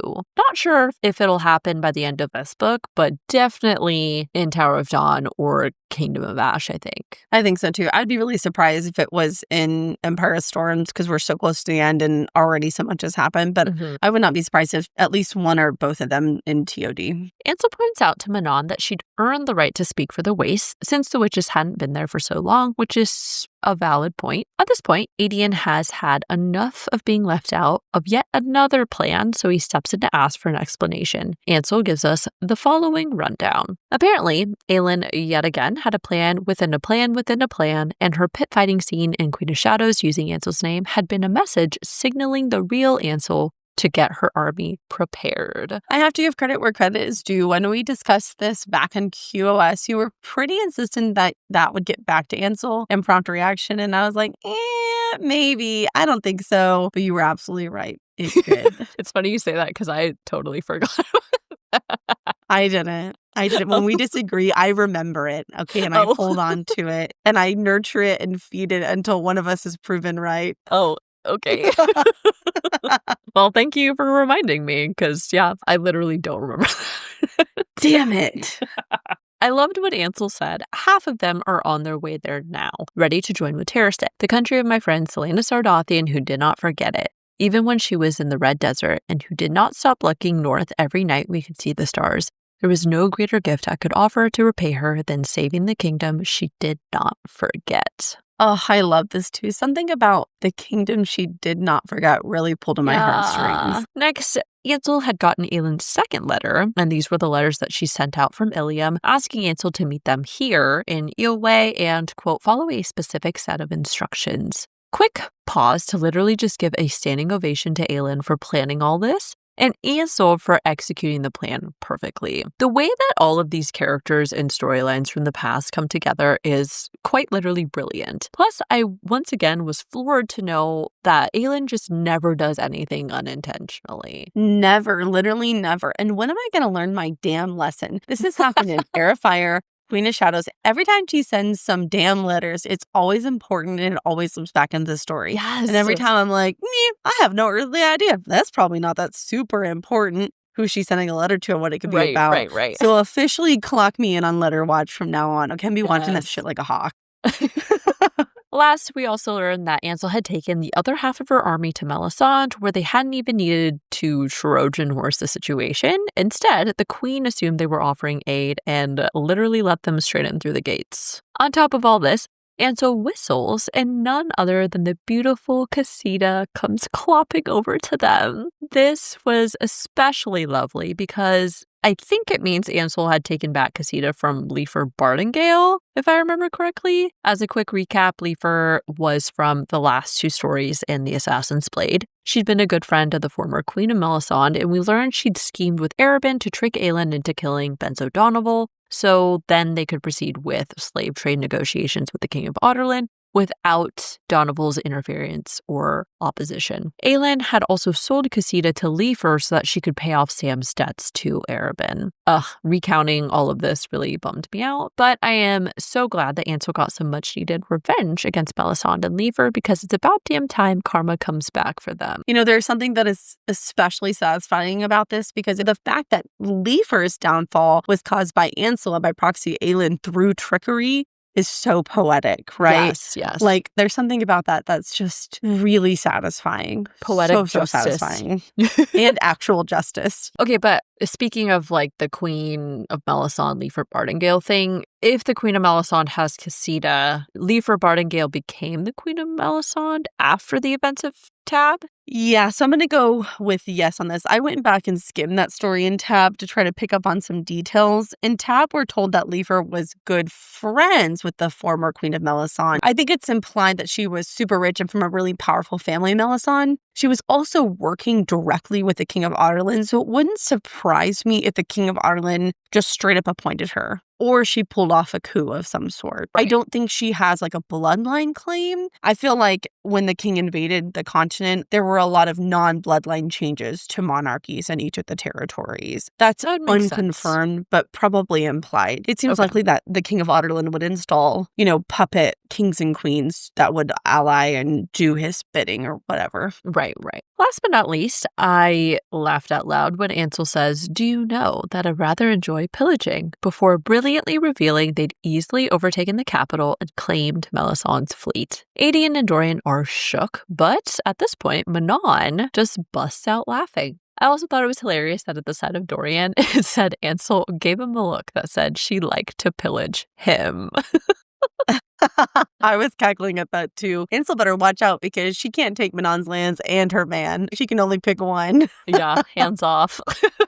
We change to Aedion's POV, who is equal parts angry at Aelin for being left out of plans again, and himself for not trusting Aelin and all he said to Aelin in the previous set of chapters. It's clear Aedion is having a moment of shame, knowing that despite being her general, Aelin had not entrusted them. But if he was being honest, he wouldn't have even thought to consider the Waste as an ally or told her not to bother with them at all. I think this is very introspective of Aedion. I definitely understand his frustration with Aelin for leaving him out of plans, and I do continue to feel Aelin should involve them. But it's clear Aedion is thinking about his own biases and judgment and how they may have impacted Aelin's decision to not inform him about Ansel, and that continues to show growth on Aedion's part, I think. I agree. I think some important context to keep in mind is that for 10 years, Aedion was basically the sole protector of Terrasen, or at least from a military perspective. You had Darrow and diplomacy, but Aedion bore the weight of keeping Terrasen safe pretty much by himself. And I think it's been difficult to just turn over the reins to Aelin. And I don't think it has anything to do with him thinking she's not capable. I think it's more that he's feeling like he doesn't know how he fits into the picture and he doesn't know how to contribute meaningfully to the war effort, to Terrasen, to helping Aelin, because Aelin shuts him out. Imagine being the sole person to do a job for 10 years and then someone comes in and is like, no, we don't need you anymore. Go find something else to do. And you're like, I don't have any other skills. What am I supposed to do? This is all I know. Yeah. And literally, right? Aedion tells Ansel to get the rest of her men back across the Fangs since Morath's armies would likely rush back to Melisande, then confirms for Ansel to head north to Terrasen and cross at the Anascol passes. Before leaving, Aelin tells him to talk with Ansel about where to bring her army once it's whole again, and then Aedion proceeds up the steps of the deck for a moment to himself. Lysandra meets him up deck, and of course we have to note that her presence immediately calms Aedion. He tells her they shouldn't linger considering what they carried with them, but it becomes immediately clear that Lysandra is also on edge when she snaps back for him to take it up with Aelin. With some prodding, Lysandra gives an emotional explanation for her weariness. She goes on to say that everything had been fun at first, but Skull's Bay made her realize they were now playing a game of survival, and the thought of losing any of the people she now called friends was unthinkable. She asks Aedion, how do you do it? How have you learned to enter a battlefield with your bane and not fall apart, with the terror that not all of you might walk off of it? Great question, because I, too, am overly invested in our characters and will 100% be crying if anything bad happens to them. But I feel for Lysandra because things have changed so fast for everyone. Literally a book ago, she regains her freedom and befriends Aelin, only for them to then turn straight back around into danger all over again. The emotional stakes are so much higher for them now that they have all developed deep relationships with each other. And all I could think about was that quote that goes, "'Tis better to have loved and lost than never to have loved at all." This was so heartbreaking to read. Sometimes I'm so keyed in on Aelin and Rowan in the events that I forget about the emotional impact everything that has happened will have on all of the characters, not just Aelin and Rowan. And I think the sentiment is especially poignant for Lysandra, who really has never had any close friends or family. And then all of a sudden she has this huge found family. And she got to enjoy it for like 3 weeks, maybe. And now, literally every day, they face the risk of losing it all. And that has to be an immense burden to carry, especially the dynamic of Lysandra feels indebted to Aelin for her freedom, Right. for her releasing magic and all that only adds to that burden. So I can't imagine how heavy that is to carry every single day. I think it's also important to remember this feeling for Aedion moving forward, because Aedion literally watched his kingdom burn and people he'd known and loved brutally slaughtered on a battlefield when he was 14 years old. Okay, he was a child, and he has had to carry the burden of the Bane's safety for 10 years. And it's a lot for all of them. What they're facing is immense and, literally world ending. And I can't imagine what that's like, and to do it every single day. I did also really love Aedion's response when he says, "You have no choice but to learn to face it. The fear of loss, it can destroy you as much as the loss itself." I love that Aedion and Lysandra's relationship has grown to this point where they can be sounding boards and systems of support for each other, but I really resonated with Aedion's advice because A, he is being honest with her and he's not sugarcoating the truth. And B, it's true. I think so often in life, it's easy to never take risks or never take chances out of the fear that something won't work or go how you hoped. But that fear can be paralyzing and hold you back from experiencing life. Aedion has certainly endured plenty of loss in his life already, but rather than let fear of further loss hollow him out, he's continued to push forward because, as cliche as this sounds, the only way out is through. And I really respect his wisdom and empathy for Lysandra at this moment. Yeah, something I've really enjoyed about Aedion's character so far is that he is surprisingly good at navigating tough conversations, like with Ren back in Heir of Fire. Even when he's witnessing Aelin and Dorian's awkward conversation, like his thoughts seem to indicate that he would navigate it really well. He's a pretty perceptive listener and always seems to know the right thing to say while also still being honest, right? He doesn't tell people what they want to hear. He doesn't tell Lysandra, it gets easier, like, or we'll it's going to be be fine. Right. Yeah. Yeah, because they both know that would be a lie. And so I really appreciate that about Aedion. That is a very undervalued skill. Most people can be honest or placating, but they can't be both. Right. The conversation, much to my delight, takes a romantic turn when Lysandra admits to Aedion, "I do enjoy it, you know, this, whatever this is," and then says, "I know my history is unappealing." Aedion deserves to be book boyfriend of the week when he immediately stops her and says, "There is nothing unappealing about you.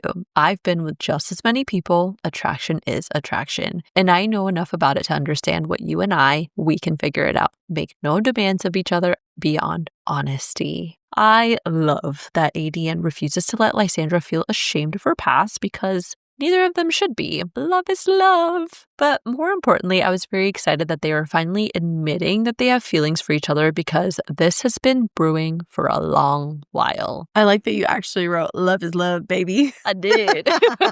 You skipped the baby part, though. I was really counting on that. I couldn't say it well, so I changed it. I know, I do that too. It's okay. I got you, boo.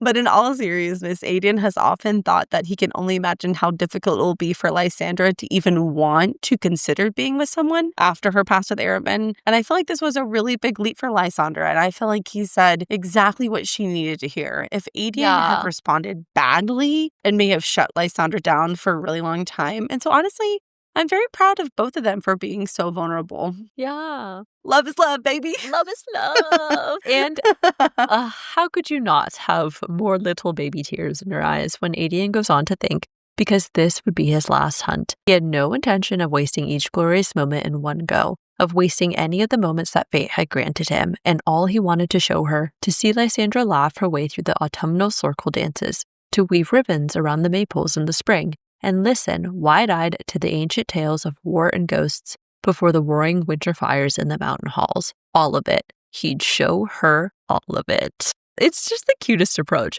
All he wants is to live life with Lysandra. I swear on these pages that if those damn gods, Erewhon or Maeve, take away this happy ending for them, they gon' catch these hands. Okay, Lori, put them up. This whole set of chapters just really messed me up. I teared up when he thought this too. Thank God they have us to fight Erewhon for them so that they can have their happy ending. Because me and Lori, we got this. That's right. We won't take it outside. To close out the chapter, Aedion brushes Lysandra's hand and says, "I'm glad we're in agreement for once." And that ends chapter 59.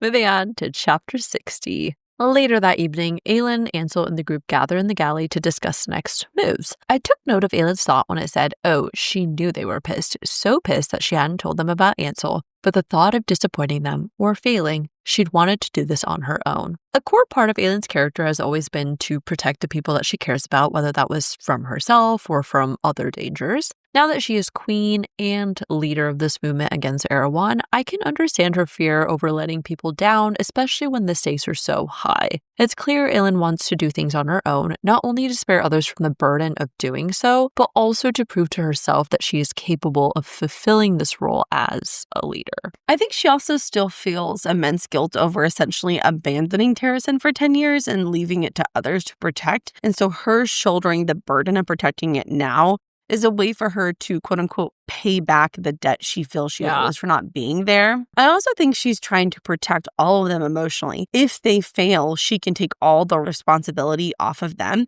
and place it on herself instead. And so in a way, she's protecting them from the guilt of failure. I hate that Aelin feels this way, but I was happy to read this because it does finally explain why she keeps making plans and not telling anyone, which honestly, from an outsider perspective, is a little annoying. Like the first time I was like, okay. But the second and third and fourth time, I'm like, okay, but for what purpose, right? You're hurting your cause, you're endangering others, you know, but reading this gives you the perspective you need to understand, like, okay, very classic Aelin feeling. I also found it notable that Ansel says the Queen of Molisand hadn't been forced to endure all of Morath's horrors. Instead, she decided to ally with Erewhon of her own human accord, despite knowing what occurred in Morath. And all I have to say is that it's so messed up and idiotic. How could you ever think that an evil magical being doing what Erewhon does would ever just leave you to be? And how could you support what he's doing? It just proves that the Queen of Melisande is a greedy bee with zero moral integrity. But then I was like, okay, let me rein my Lori in here for a hot minute. And I was like, well,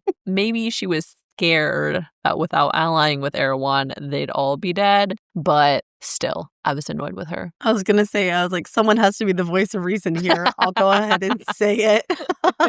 Not me. Not today. I do think Leifer Bardengel sucks. Her actions in Tab prove she's not a morally upright person. But when you're facing Erewhon and the fog, there's a lot of fear there. I mean, that's really the only reason I can come up with, that she was just genuinely afraid of what Erewhon could do, which is fair. I mean, look what he did to Rifthold, right? But then the flip side of that is, even if you're morally corrupt, what do you think Erewhon is going to do once the war is over? Do you really think he's going to let you live in peace? Best case, you live in a horrible place. You're his slave with no free will of your own. And to me, I feel like your fear of what he will do should not outweigh the fear of what the future could be if he wins, which I'm assuming you think he's going to. That's why you allied with him. So I don't know. I think it's mostly done out of fear. Things get tense once again when Aelin asks Ansel to find the Kraken witches for her. And she says they are in hiding, but they're still out there if the Iron Teeth hunt them. They might have significant numbers. Promise to share their waste with them. You control Briarcliff and half the coast. Give them inland and the south. This only further solidifies the importance of the Krakens to the overall mission with the word gate and the word keys, and that Aelin likely has been thinking about this since she got the info about the Eye of Elena and the Wishmere from Manon. In addition, she continues to be strategic, I think, from a political and military standpoint, because gaining the Krakens as allies would be invaluable to their cause if they truly still are out there. I feel like this theme was discussed a lot in Queen of Shadows, but at the end of the day, this is a war between magic wielders. And I know the Krakens technically only have their yielding magic, but they do have immortal strength, speed, etc. So they need every powerful being they can find on their side, even if they don't necessarily have magic, quote unquote. Manon is, of course, pissed at Aelin's suggestion, but Aelin reveals that she knew Erewhon had promised the Iron Teeth their home and that he would break the curse in exchange for their alliance with him. She tells Manon, if you and your people prove to be better than your matrons, there will be a place for you in that land too. Though Manon argues the Krakens are all gone, Aelin poses, what if their queen summoned them? And I feel like this is a really pivotal conversation. I think Aelin continues to test and prod Manon toward accepting her own lineage, as I was alluding to earlier, because she can sense that Manon is different from the rest of the Iron Teeth. And I feel like she's challenging Manon to give the witches a new path and a better future, but that can only happen under Manon's leadership. I also definitely think Aelin realizes Manon is the key to the Kraken curse, even if Manon isn't yet ready to accept that truth. Okay, I really like this thought, but I have to be totally honest. I don't think Aelin cares very much about Manon. Not yet, anyway. I think that most of these interactions are just Aelin trying to maneuver Manon as a piece in the games to aid Terrasen's cause. I do think at some point their relationship will develop to something like that, but right now it's a no for me. I think most of her focus on Manon has to do with what Manon can bring her in the war effort, not from her concern for Manon's emotional journey and self-identity. I do think they'll get there. I think them going into the Witchmere is going to be like a pretty pivotal moment in their relationship. So I do see it becoming that, but I don't think that Aelin cares about Manon that much. I think Dorian does, but not Aelin. Yeah, that's fair. And my next point was that I think it continues to prove how strategic Aelin really is, and that she sees long-term outcomes and the motivations of other groups in this war and knows where people need to get to for the best outcome in the end. So this I strongly agree with, and I think this echoes the sentiment of what I said earlier. Aelin's interactions with Manon are purely strategic at this point. Despite the likelihood Erewhon would retaliate from Melisande, Ansel says, I think Erewhon was born pissed before agreeing to head north and find the Krakens. I thought it was so funny when Aelin thought only Ansel would mock a Vol King, and that is so true. Not even Manon, who literally is like, and death can go to hell, you know? Right. Even she wouldn't, but Ansel, she don't give a fuck. The conversation gets emotional when Ansel admits she'd heard when Aelin went to Endovier. After she'd stabilized Briarcliff, she'd set out last summer to go get Aelin, but by the time she'd reached the Rune Mountains, she'd heard Aelin was taken to Rifthold, which was too far for her to get to. I loved when Ansel tells her, there was not 1 hour that I did not think about what I did in the desert. How you fired that arrow after 21 minutes. You gave me an extra minute.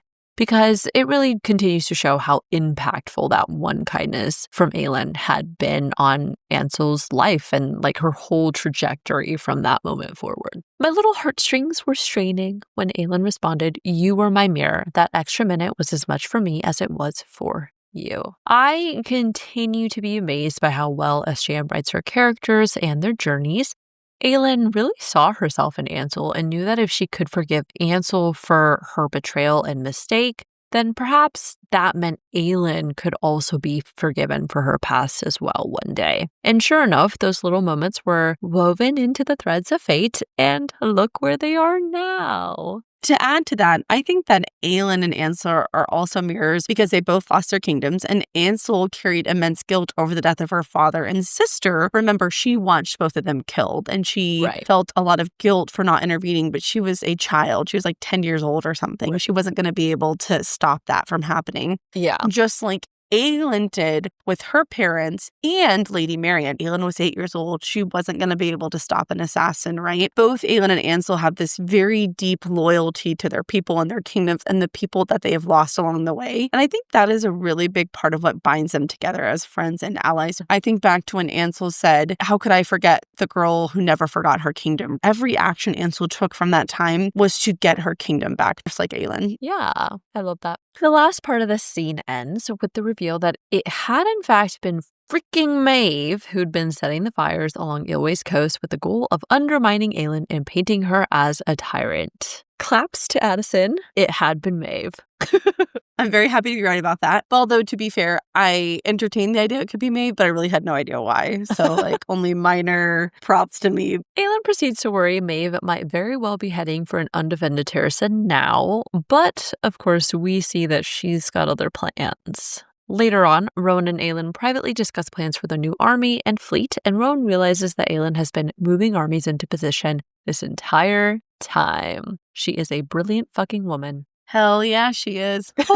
I gotta be honest, reading this, I felt so relieved because I was very much with Aelin when he picked that fight with her. Because at the time, it really did seem like they had nothing going for them and they had nothing to show for their efforts. But you know what? I am learning a lesson like Aelin. I should have known better and I should have trusted Aelin. And I'll be better in the future. Rowan shifts the convo to say, "You could, take it for yourself, take it all." And Aelin asks, "Would you join me if I did, if I turned conqueror?" Rowan continues to be the most supportive partner for Aelin to say, "You would unify, not pillage and burn, and yes, to whatever end." Which I really appreciate because he knows it's not in Aelin's nature to do anything out of malicious intent, but he's also saying he will always be by her side and support her no matter what. Aelin considers that Maeve was likely capitalizing on the fear that already existed among other kingdoms and considers that she could quite literally see a future where she was a living god, Mala's heir and conqueror of the known world. She would bring music and books and culture, wipe out the corruption festering in the corners of the earth. The problem is, as Aelin points out, other kingdoms don't know that she won't turn into a tyrant. We know Aelin would use her power for good, but I can definitely see why Aelin and her power would make other kingdoms nervous. And this has literally been true for her since she was a child. So it's an interesting thought experiment, but yeah, I don't even think we're going to make it that far. I'm just trying to save Aurelia. Forget all the other continents. Yeah. Ultimately, she admits, not now, but perhaps if being queen bores me, I'll think about making myself empress to give my offspring not one kingdom to inherit, but as many as the stars.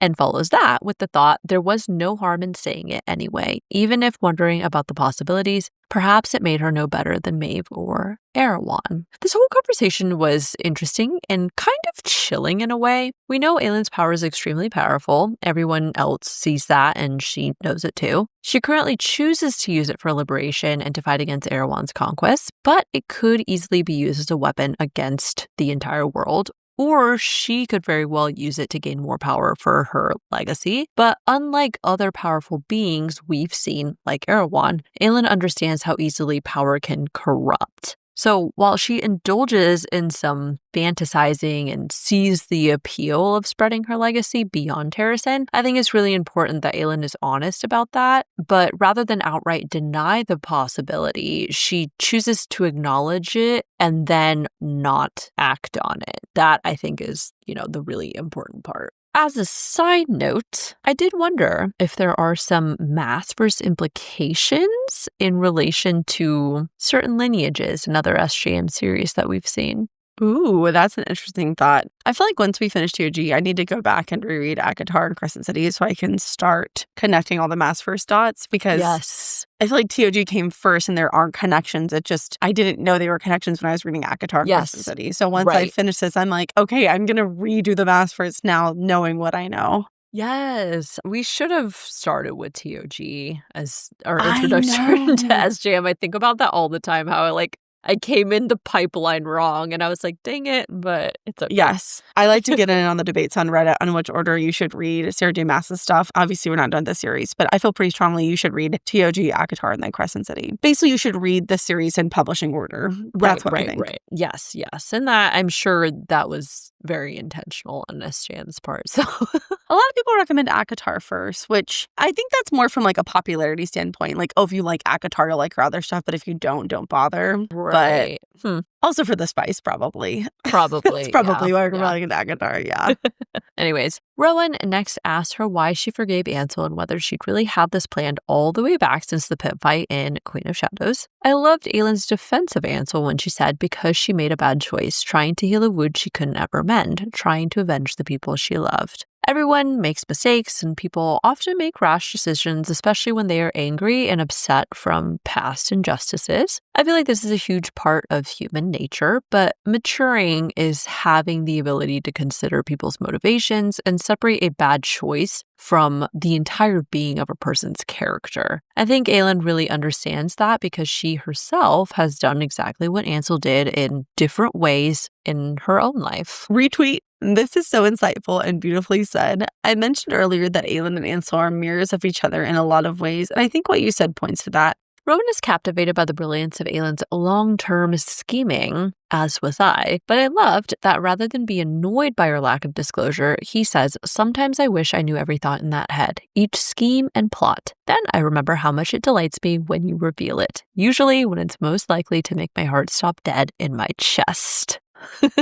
I'm just going to add this to my list of reasons why Rowan is perfect for Aelin. He is a sadist after all. He is. Aelin ponders how happy Rowan was in this moment and how it contrasted with the joyless, cold male she'd first met. They make each other want to live because they are mates. Unconfirmed, but strongly speculate.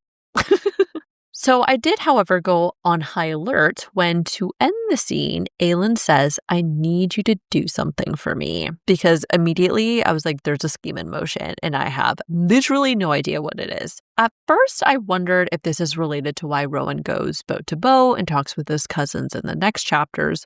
But, upon rereading and thinking about everything, I don't think that's what this is referring to. I feel like it could be something related to safeguarding something for her or like protecting her legacy somehow in the future. I don't know, but something is definitely going on. Oh yeah, I can't explain it, but this filled me with absolute dread. I have no idea what she's going to ask him to do, but the alarm bells were ringing, and I do not feel good about this. I hope y'all were comfy and cozy for this next scene, because let me tell y'all, it was getting hot in that ship cabin. Manon lays awake, contemplating Aelin's words to claim her bloodline, wondering whether the Krakens would even serve her and that the Iron Teeth would never share the waste with them. It's clear Manon is definitely feeling the pressure that something must change because she thinks, but it was that mentality, she supposed, as she twisted onto her back, that had sent them all into exile. I do still feel that, yes, the Krakens are out there, and yes, they would be willing to serve Manon if they realized she was alive and was willing to rule. I think it's notable that Manon also recognizes that kind of thinking is what forced them into exile in the first place, because it shows the very first steps of Manon changing her mentality, and that's really important. It also reminds me of the words from the curse. Together this was done, and only together it can be undone. Be the bridge. And that kind of thinking from Manon is sounding very bridge-like to me. Ooh, I love that quote. That's a good callback. Manon confronts Dorian about his silence and lack of outrage at Aelin's maneuver with Melisande, and that he didn't seem concerned that she was a Kraken. Specifically, Dorian says, do not mistake my silence for lack of feeling. I have good reason to keep my thoughts to myself. And then Manon responds, will it be you or the Queen against Erewhon in the end, I wonder? This was a really intriguing set of lines because I think it shows Dorian has definitely been thinking about the circumstances and the nature of who has all ended up crossing paths, so much so that we see he is the one that figures out the mirror. Second, it's definitely important that Manon seems to know Dorian has an equivalent amount of power to Aelin and that he is clearly important because of his lineage as well. How exactly she has pieced that together, not sure, but I definitely feel like it's significant. This seems to be a growing trend in Manon and Dorian's conversation. She frequently brings up to Dorian what his role will be in the end and highlights that he is equally matched to Aelin. And I think that's interesting because you don't really hear that language from anyone else or anything even remotely close to that. So I do find that interesting. I think you're right. Dorian responds, fiery and starkness makes for a better story, which also stuck out to me because though it seems like Dorian could take the lead in a greater capacity, he's fine with playing more of a background role. I would really love to get Dorian's POV about what he actually thinks about defeating Erewhon and the keys and all of this information that we've gotten so far. There have been consistent subtle hints that Dorian has been taking note of everything, the different players, the gods, and how they all fit together. And yet we haven't gotten any big reveal from him yet until chapter 62, you know? Yeah, that's a really good point. Now I feel like Dorian is holding out on us. Yeah. I feel like he sees a lot, but he doesn't say a lot. And I don't like that. I want to know what he's thinking. Now, this is when things take a fun turn. And Dorian says, I can think of better uses for my hands, invisible and flesh. And then Manon challenges, then finish what you started. Get those bookmarks ready, everyone. I totally did the Nick Miller scream and faint from New Girl when I read this, where he's like, and just like falls over. That was my exact reaction. Dorian starts to play, but I also found it notable that he tells Manon the Bloodhound was lying that night. What she said about your second, I felt her lie, tasted it. The wording of this really stuck out to me because it definitely seems to indicate Dorian can innately sense truths as an ability of his magic. I remember having a thought about this in a past episode, but I was thinking at the time that perhaps he'd be able to see the truth because of Damaris, but apparently it seems like he can just do this without the sword, so it's just like an innate part of his power. If this is an ability he has, then I do wonder how he got it. Was it actually like a gift from the Sin Eater to Gavin and his bloodline? Is this something related to him being born while the King of Otterland was infected with the Valg? I don't know, and I don't know if we'll get answers about this, obviously, but it is interesting. I wonder if it's similar to how the Fae seem to be able to taste or sense strong emotions like fear or other things like that. So maybe it's an extension of that, right? There's some sort of sixth sense that magical beings seem to have. Maybe it's something about their magic. Their magic can sense things that mortals cannot. They continue on, and I also love that when Dorian sees a scar on Manon's stomach, he says, you once asked me where I stand on the line between killing to protect and killing for pleasure. I'll stand on the other side of the line when I find your grandmother. And I was like, Daddy Dorian is out to play. Yeah, I gotta say, the dark side of Dorian is hot, as you like to say. Hot. Hot. And I am all for Dorian exacting some sort of revenge on Manon's behalf against Granny B. Oh my God, you are out of control. I do want Granny B to die for all of the atrocities she's responsible for, but I do feel like Manon has to be the one to take her out. If Dorian did it, I think I would be a little disappointed. I want to see Manon punish Granny B. But see, the problem that always happens, right? Yes, I know they're always like, I'm going to, kill you slowly and make you feel every horrible thing you've done. But in the moment, they have to kill them quickly because it's like a big battle. Right. And they never get the suffering that they deserve. And I hate that. Ugh, so true. Okay, I also have to call out Mate Watch because this wording, it cannot be read as anything else, okay? It said, Manon thought the king tasted like the sea, like a winter morning, something so foreign and yet familiar. Oh my God. I want this for you, Lorraine. I really do, but I am not a Mate Watch for them. Not yet. For Elide and Lorcan, definitely, but they're the only other ones. Not Lysander or Adian or anybody else. I do want this for you, though, because it seems like you really want this. I do want it to be true. It is true in my head. You need to print a Mother Mass, then. I guess so. Just as many of our characters bring out a different side to the other in their romantic relationships, I did note that Manon thinks she had never contemplated what it would be like to yield control and not have it be weakness, but a freedom. This is, I feel like, a really crucial moment for Manon because she's finally unlearning everything she's been programmed to believe as an Iron Teeth and realizing that vulnerability does not equal weakness. And then you contrast this with Dorian, who experienced the reverse. And I do think we are seeing more of a hardened version of Dorian. Through his interactions with Manon, I think he's learning to reclaim some control and boundaries without losing the humanity he still has, if that makes sense. I did find it kind of funny, though, that while Dorian admits he's been obsessed with Manon since they first met in the Oakwald Forest back in Queen of Shadows, all Manon can say is yes. He's like saying all this after her. Yes. She's just like, yes. Unfortunately for us, playtime ends for now, but Dorian promises we're not done, you and I. I can tell literally just from the way you were typing that you were just giddy for this whole scene. Sure it really was. bleeds through in your writing and your notes. It does.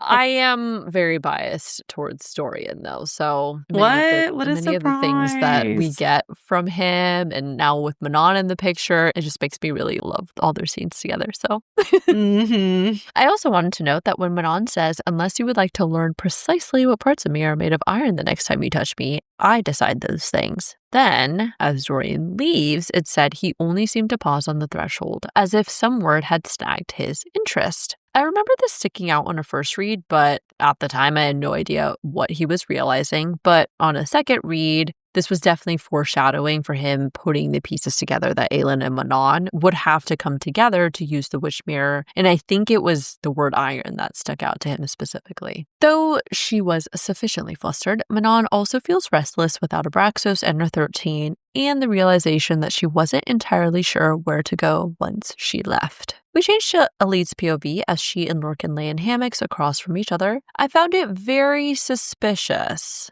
that as Elide watches Lorcan, it said Lorcan tossed and turned for hours as if the same force begged him to wake, as if he was waiting for something. I hate to say this, but I do still wonder if some way, somehow, Lorcan betrayed them to Maeve. Even if it's not related to Maeve, I feel like he may have done something. Because also while Elide is contemplating everything they'd learned since meeting Ansel, it said Elide wondered if she'd somehow brought another danger to the queen. She wondered if the others had noted how often Lorcan's gaze had been fixed on Aelin's back, aimed at her back. And that sounds like some pretty heavy-handed foreshadowing that Lorcan has done something or is planning to do something, and that makes me nervous. How dare you?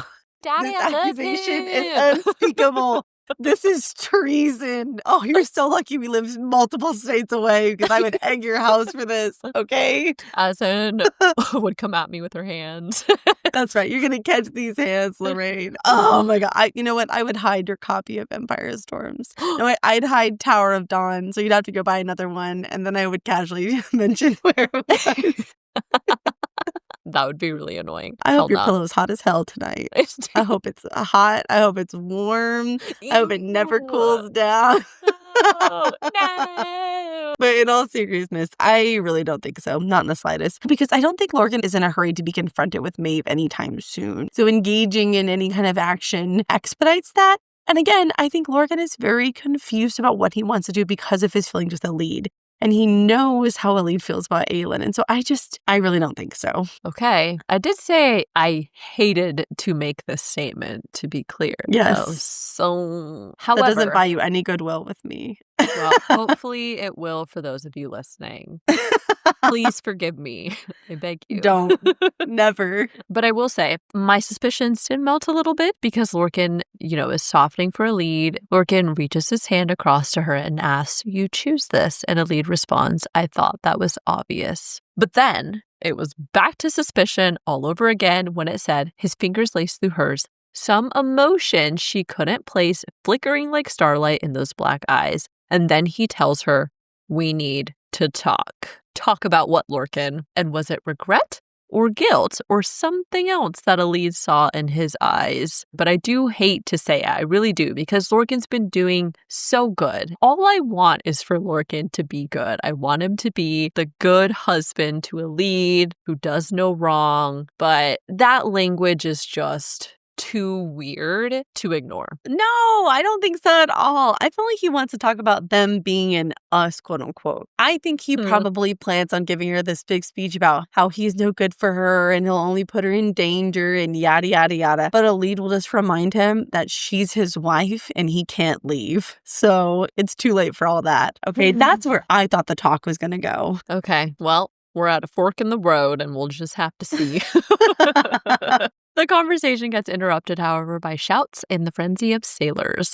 Elide looks out to find another armada on the horizon, and Elide knew in her bones it was not one that Aelin had schemed and planned for. Instead, it was Maeve. She always busted in, ruining everything for people. Anyways, something about the timing of everything does make me suspicious that whatever Lorcan was going to talk to Elide about was related to Maeve. It almost felt like he was going to confess or come clean about something to her, because since Elide came into the picture, it shifted his plans and priorities, and now he's like hit a point where things were in motion that he can't stop. But obviously he also loves Elide and knows it's gonna fuck things up for Aelin and by extension Elide, and so I can't get rid of this like little nagging feeling that I have about Lorcan right now. I still just don't think so. I think that Maeve plays the long game and she's had all this meticulously planned for a while. And I just don't see how she could have predicted Elide and Lorcan's path. Okay. Anyways, all right. That ends chapter 60. Moving on to chapter 61. Despite their best efforts to strategize, there was nothing to be done. They would be facing Maeve directly, and everyone was too drained and exhausted at this point. Maeve delivers a simple message: surrender or be sent to the bottom of the ocean, and they would have until dawn to make their decision. Aelin calls a meeting during which no solution was thought of, but of course we know Dorian continues putting pieces together when it said Dorian remained quiet, though we often glance between her and Manon as if some puzzle were laid before him. I felt very demoralized during this scene because literally I was like, what are they going to do? They're out-magicked, they're out-shipped, they're outmanned, and the one thing Aelin has needed the most in order to get all her ducks in a row was time, and she is now out of that too. Oh, I know. The last sentence of the scene made me absolutely sick. It said, Aelin counted those black sails again and again as night blanketed them and had no idea what to do. And I don't think I've ever seen Aelin not know what to do, and that felt fucking terrible. We changed to Rowan's POV, and A, I love Rowan so much for his efforts, and B, this did offer me some small hope that Rowan refused to let Aelin give in to Maeve. Though Rowan didn't know what Maeve would want other than the keys, it said he would not let it end here, not let this be what broke them. If someone had told him that the drunken, brawling, bitter woman would become the one thing he couldn't live without, Rowan shut the door. This was all he could offer her. I don't know why that sounds so ominous to me, but I had so much anxiety reading that line. We've come a long way since Aelin's drunken rooftop adventures in Varys, and that just makes me all emotional to know they'd patched up each other's cracks and, the two of them came together and made each other whole again. But with the impending situation with Maeve, I was thinking, no, it's like too soon. They have to stay together. I was just worried again for that split little second there that Rowan was going to go do something rash to try and save Aelin, That's totally fair and reasonable. Honestly, I felt absolute dread reading this. I just knew Rowan was going to do something stupid and self-sacrificial, and I just couldn't figure out what it was. I do have a thought maybe later, but fortunately, we quickly see that he secretly flies to meet with his cousins who had ships within Maeve's fleet, starting with his cousin Enda. Rowan had grown up with Enda and his father after his parents died, and once Enda's father passed, Enda would become the head of their house, and it says he is a prince of considerable title, property, and arms. Enda is also described as being sculpted for intrigue and court machinations. I wasn't sure where this meeting was going to go initially, but as soon as they discussed Enda's mate and their marriage last summer, I immediately felt relief because Enda seems like a good-hearted person. And also, Enda says, when it comes to the right person, Prince, waiting 100 years is worth it. And I was like, all right, this is someone who gets love and therefore, gets why Rowan is here. It's going to be okay. Yeah, that's a good point. I also felt like it was a good sign that despite them being on opposite sides, he didn't try to attack Rowan or alert Maeve right away. He actually took the time to listen to him. So I was kind of like, all right, we're going to be fine, at least for the time being. Rowan quickly fills Enda in and gives his request, to which we as readers were not privy to. And all Enda says in response is, I will consider it. I'll admit, while this is a neutral answer, I did feel we got enough context about Enda to know he is good and that his decision would be to side with Rowan, even if we don't know what Rowan has asked yet. Okay, so I have a guess about what Rowan asked, and I thought about this a lot. Initially, as we discussed, I thought Rowan was going to try to bargain with Maeve and offer himself up as a replacement prisoner, or maybe even the cadre. I don't know what I thought he was going to do, but something bad, at least bad for Rowan. But I started to logically think through what Rowan could even ask them that would actually help them get out of this situation, right? Then I combined that with all the descriptions of how Lorcan, Gavriel, and Fenrys responded when they saw Aelin's power, how their own magic sang to it, how they were called to it. Those two things combined led me to my big thought. I think Rowan simply just asked them to switch sides. I think he reminded them of Maeve's cruelty and told them of Aelin's good heart and her unfathomable power. And he asked them to serve Aelin in her cause against Erewhon. And at first my brain was like, no, there's no way. But remember, not all of those warriors are sworn to Maeve through a blood oath. They serve by choice. To our knowledge, only the cadre, plus Cairn now, have sworn the blood oath. So it's not impossible for them to switch sides, right? The logical reason is they would be scared of Maeve's wrath. But, so it's sort of like when people want to protest, if everyone walks out of the business, you have a much stronger chance, right? But if only a couple, then those people are probably just going to get fired and replaced, right? Yeah. So if enough of Maeve's forces can switch side and be with Aelin and Melisandre's fleet and Ansel and the cadre, it may be enough to turn the tide. Yeah. And I think part of his explanation is also not only to serve Aelin in this moment, but in her cause against Erewhon. Because if Erewhon wins, they're all screwed. And there's no guarantee that Maeve won't ally with Erewhon or her ability to defeat him if she doesn't. Especially, I'm sure Rowan casually mentioned in the conversation that Aelin has 2 of the word keys. Plus, her power makes her a fucking powerhouse, okay? Right. She's a much more likely candidate to actually defeat Erewhon. And so I think that he just asked him to switch sides. Okay, I think that would make the most sense, especially, like you said, considering what they need right now is to figure out how to defeat Maeve. Because, like, they don't have enough people, they don't have enough soldiers, they don't have enough ships. He definitely seems like he's begging for something and, like, trying to appeal to basically the fact that they're family and all that stuff. And so that makes a lot of sense. The only other thing I could think that Rowan would ask them is just to stand down. So either one of those would still help Aelin. Those are kind of the 2 big options. I like that a lot. I am on board with that. It's canon, yes. It took me a lot of time to work that out. I really almost had to step out of the story to try to work through it plot-wise. I was like, if I was SJM, what would I have had Rowan ask? And that's what I came up with.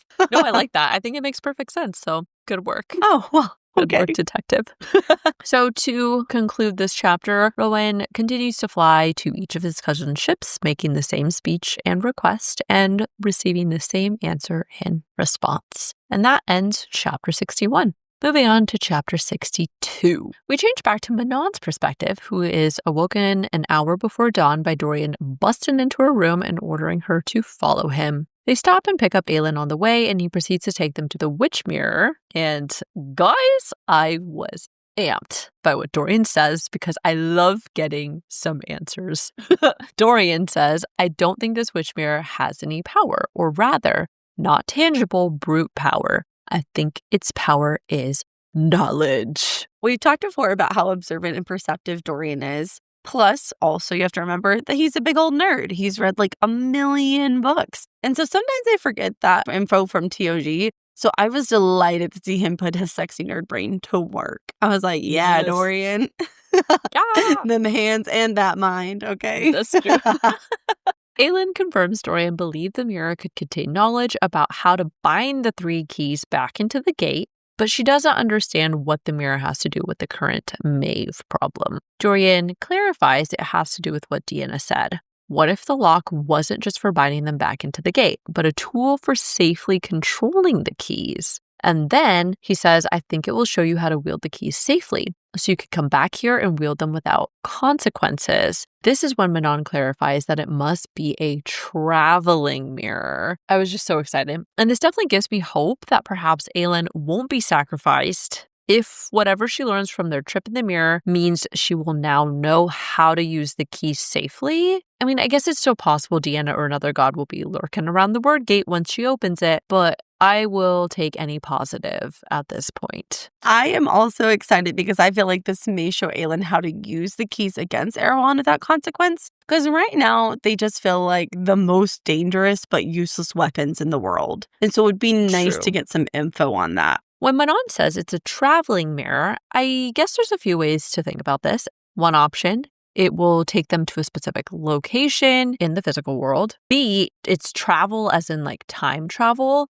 Or C, it's a combo of both. I think it's most likely a combo of both. I think it's going to take them to a specific place in a specific time in the past. Ooh. Because I thought about the future, but the future isn't set. So there's not info from the future that could help them now. So I think it has to be something from the past. I guess, to be fair, we should also consider the option that Dorian is wrong. So question for you, do you think Dorian is correct? Or do you think there might be something bad that's going to happen to them? I think he's right that the mirror's power is knowledge and it's going to show Aelin something important and useful. I'm not totally sold on the idea that it will show her how to wield the keys safely. I also don't think there's a sister mirror, so I'm not especially worried about them getting teleported to Morath as a little oopsie, especially when you keep Deanna's riddle in mind. I think the gods suck and they lie, but they still want to use Aelin, so I don't think they would purposely trick her into sending herself straight to Erewhon. I do think it's going to give us some really important information. Now, I feel like the door is so open on what that info could be. It could be really anything. I really hope it is about the keys or like even the lock or something. That's like the one thing that they really need to know. So if they like go in here and they don't learn any of that, I'm going to be really pissed. I hope it explains why Elena and Brandon both lied. That's what I guess clears up. Speaking of which, why is Elena so freaking annoying?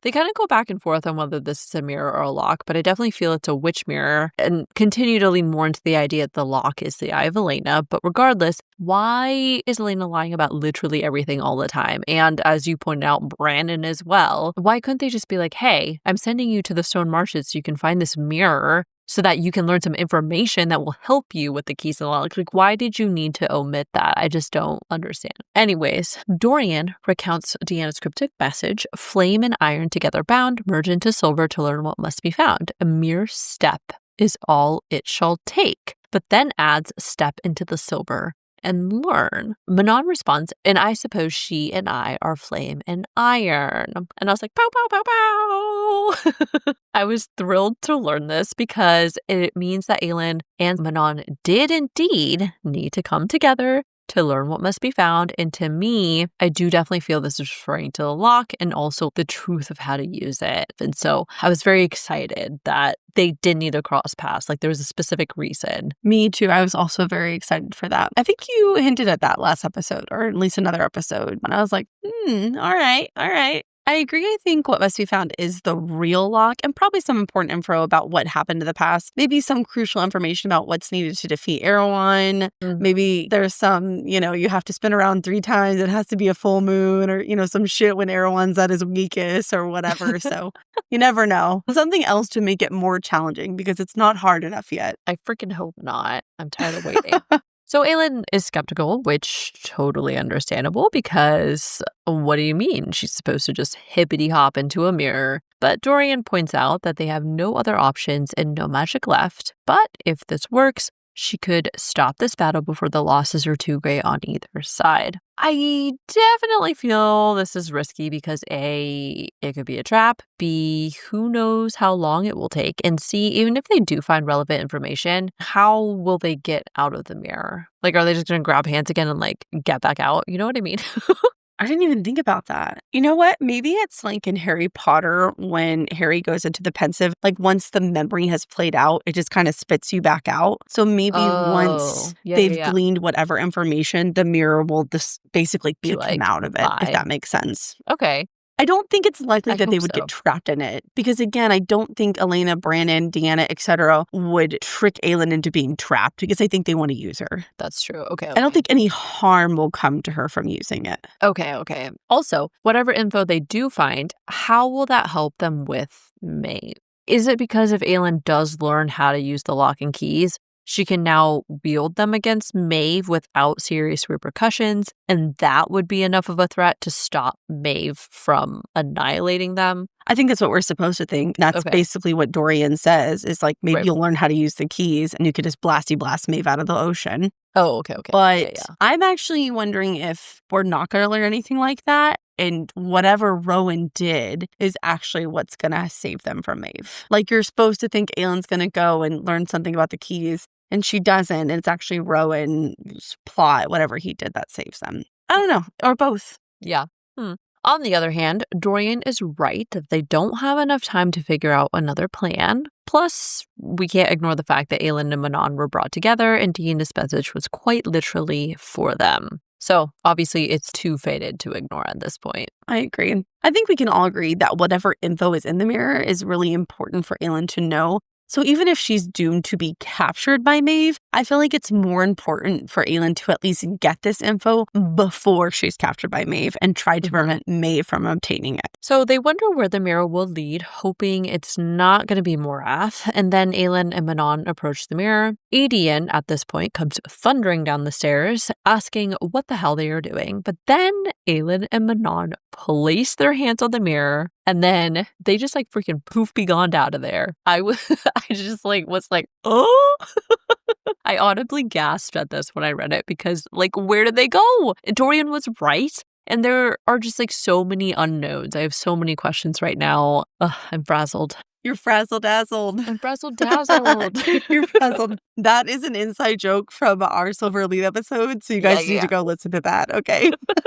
Also, I really want to know what Dorian was about to say to Manon, because it said he opened his mouth to say something to her, the words surging from some barren field in his chest. I feel like it was either something about their developing relationship or some truth, perhaps, about the word keys. I don't know, but... Yeah, I have no idea. I don't know either. Last but not least, imagine being Aedion in this situation. I'd be livid to see my queen literally just disappear into a piece of glass or something. You know what I mean? Yeah, especially because yet another plan Aedion was not clued in on. He's probably going to be fucking pissed. I mean, well, he is. It's because you punched his Dorian in the face. Yeah. Yeah. Do you really blame him? I mean... Probably not. Well, because they're all toying with something they know nothing about. They have no idea what that mirror can do. It literally could lead them right into Erewhon's fucking office, you know? So I get Aedion's reaction here. Same. So that ends chapter 62. Moving on to our final chapter, chapter 63. Chaos unfolds as Rowan lands back from his midnight Hail Mary, and Aedion is livid from Dorian's discovery that led to Aelin and Manon's disappearance into the mirror. While Dorian was not sorry for what he'd done, I did appreciate that Rowan's lack of eye contact did make him feel apologetic. I don't think there is much to be done at this point in the story. There was really no other option. I think Rowan understands that. But, I mean, imagine not being able to say goodbye or like a quick, come back to me, or I'll always find you, or to whatever end, you know?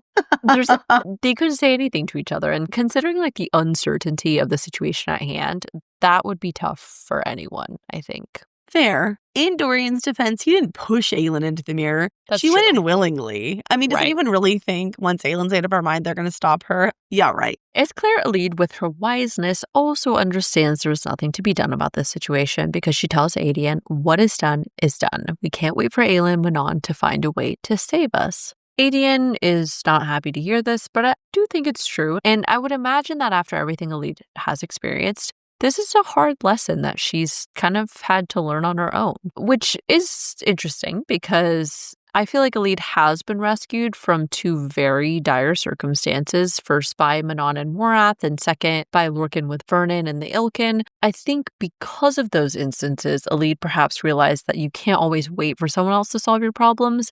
And at some point, you have to accept the circumstance in front of you and continue moving forward. Elide is so wise. I love her. That's it. That's a no. I just love her. Yeah. Despite Aedian's response, I thought it was very mature of her to tell Aedian, I waited as long as you did to find her again, Aedian. You are not the only one who fears to lose her once more. I was proud of Elide for holding her head high, but I did appreciate that Lorcan did growl at Aedian for talking to Elide like that. I didn't want Elide to take the bait, but I did like that someone was like, excuse me? Let's say that again. Watch your tone. That's right. I found it notable that when Elide sees everyone basically just waiting and watching for Rowan's orders, it said Elide started as realization slapped her as she searched for proof but found none. This was interesting to me because I think it establishes two things. One, the undeniable reality that Aelin and Rowan are mates. And two, that though Rowan hasn't been officiated as Aelin's king and consort formally speaking, it's clear he is stepping into that role, and more importantly, everyone else accepts his authority without question. I didn't really know what to make of that thought. I just took it as Elide realizing that Rowan was next in command if Aelin was gone. I read it a couple times, especially after I read your note, and I still was just undecided on what exactly that meant there. So yeah, I think it could be a variety of things. Rowan gives the order for them to prepare for battle and then directs his attention to the cadre. They were well aware Maeve likely knew they were there and that she'd wield the blood oath when it'll hurt us the most. Lorcan then adds Maeve would either kill Fenrys and Gavriel or make them regret it in other ways if they're spotted. I also found it interesting that Lorcan has accepted his fate with Maeve at this point and says, it was over for me months ago. It's now a matter of waiting to see what she'll do about it. I am very worried about Maeve's reaction to all three of the cadre here. I don't think Maeve would kill them because she wants to see them suffer for their betrayal. I would imagine Maeve has learned much more than they think about all their actions thus far, and for example, I do worry that she knows about Aedian being Gavriel's son and that Lorcan now has a lead. Either of those things would be right up her alley to exploit somehow. I'm not worried about her killing them because I think they're much too valuable to just kill outright. I'm worried she'll take them prisoner and torture them indefinitely to punish them. Not good. In either case. No. They all realized that this was all part of Maeve's ploy to divide them, knowing that while they never turn on Maeve, likely because they literally can't, they could offer their strength to someone else, aka Aelin and Rowan. At this point, Fenris gives the most heart-wrenching truth. I don't know why I was surprised, but this really hit me because it shows that despite the tension between the cadre, at the end of the day, they were always there for each other, and that I think the realization of Aelin's importance was known from that very first moment, back in Near Fire when they all battled together, He says, when you asked us to come defend Mistward, we left before Maeve could get wind of it. When we returned, Maeve whipped us within an inch of our lives, tied Lorcan to the post for 2 days, and let Cairn whip him whenever he wished. Lorcan ordered us not to tell you, for whatever reason, but I think Maeve saw what we did together in Mistward and realized how dangerous we could be to her. Despite my earlier comments, Lorcan has been a softie all along. The fact that he endured that for Rowan and didn't tell him because he knew it might make him do something that would endanger him or Aelin, it's so honorable. This detail has solidified that Lorcan is, I think, truly good deep down and, has endured Maeve not only because he thought he loved her, but also to basically spare everyone else from her. And I can literally only hope that they all get their retribution against her one day because I hate her for this. Retweet 1,000 times, million times, back and forth. I'm like, who's worse, Granny B or Maeve? It's getting close again. It's getting real close. But truly, this was so heartbreaking to read, especially when Aelin thought, and Elide wondered if Rowan also understood that Lorcan hadn't ordered their silence for strategy, but perhaps to spare the prince from guilt. And I was like, my heart. Well, especially because I think Lorcan knows Rowan really well. And that Rowan is very prone to self-loathing and putting blame on himself and responsibility for things that are not his fault or out of his control, right? Yeah. And then when Fenris is spilling the beans, Lorcan's like, shut up, that's enough. And I'm just right. Oh, Lorcan, Daddy, I love him. Yeah, I will say this continues to feed into this idea that there is this undeniable magnetism to Aelin's power that we noted in the last set of chapters against the Ilkin attack. Everyone can just feel how powerful she is, and there is this understanding that Aelin has the ability to change the world as they know it. Maeve, of course, is threatened by that, but in addition to anticipating some horrible outcomes for the cadre, I do still wonder if she has something planned for Aelin after all. She wanted her to surrender and get the keys, presumably, but I feel like that can't be all that she wants necessarily, so on alert for another scheme. Elide has this realization about Lorcan as well, but Rowan, equally devastated by this truth, asks him, "Did you know that she'd punish you before you came to Mistward?" And Lorcan simply says, "We all knew what the cost would be." Oh, the fact that they all knew and they did it anyway. Yeah. They're too good and Maeve doesn't deserve them. Break the oath. Break the oath. Despite the awful odds, Gavriel ensures they will stay until commanded otherwise, and the scene ends with Lorcan agreeing to help in exchange that Elide be taken to shore and guarded with whatever men they can spare. That's love, baby. Yes, I wanted you to say, that's love, baby. Yeah. As dawn breaks, Rowan gets the armada prepared. He stations Gavriel, Fenrys, and Lorcan on the ships furthest back, Dorian and Ansel behind him, while Aedion and himself take the front. And we also learn that Lysandra was already underwater in her sea dragon form. Aelin was still nowhere to be seen, but as promised, at dawn, a messenger from Maeve's fleet arrived for their reply. Rowan ultimately tells him Queen Aelin Galathynius is not on the ship or any other in this fleet. She is in fact not on the shore or in any nearby lands. So Maeve will find she came a long way for nothing. We will leave your armada in peace if you will grant us the same courtesy. Obviously, that's going to be a hard no from Maeve, but Rowan goes on to recall what Dorian said before separating for their ships. And he said, "It is not such a hard thing, is it, to die for your friends?" I swear to the mother, if any of our major characters die here, I'm going to toss this book straight out the window. I will not stand for it. DNF. Done. But how poignant was this quote? The journey everyone has been on and how they've all come together, the fact they have collectively decided if today is their end, then at least they died defending their friends and loved ones. It hurts. It hurts my heart, and I need it to stop right now. This is just one of those lines that I know is going to stick with me. There have been several in this series so far, and you just know it when you read it. And I think this is one of them. Like one that I'm just going to repeat in my head. Just like, Selena Sardathian wasn't in league with Elide Ashryver Galathynius. She was Elide Ashryver Galathynius. Yep. I'm telling you, I literally say that to myself all the time. Or my other favorite go-to is, then it is not the end. Oh. I can't read. Okay. Well, yes, from a funny perspective, yes, that's one. I was going for like the emotional part, but yeah. That's true. Yeah. I can't read and I have no map. But really, I'm so anxious right now. Like, literally, what the fuck are they gonna do? Also, if I'm this worked up now, how the fuck am I gonna make it through Tower of Dawn and Kingdom of Ash? I don't think I'm gonna be okay.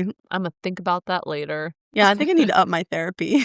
Actually, fun fact, my therapist is also reading Throne of Glass right now, and so she's a little bit behind us in Empire Storms. And so I'm like, oh, good, maybe we'll like converge on the same timeline so that she will understand my pain. That's nice, though. Yeah, I know it is. Oh, also, as like a random side note, I've seen this trend like on social media where people will be like, what's a phrase or a quote without spoilers that I won't understand until I finish the series? And so I guess... Hello, bitch.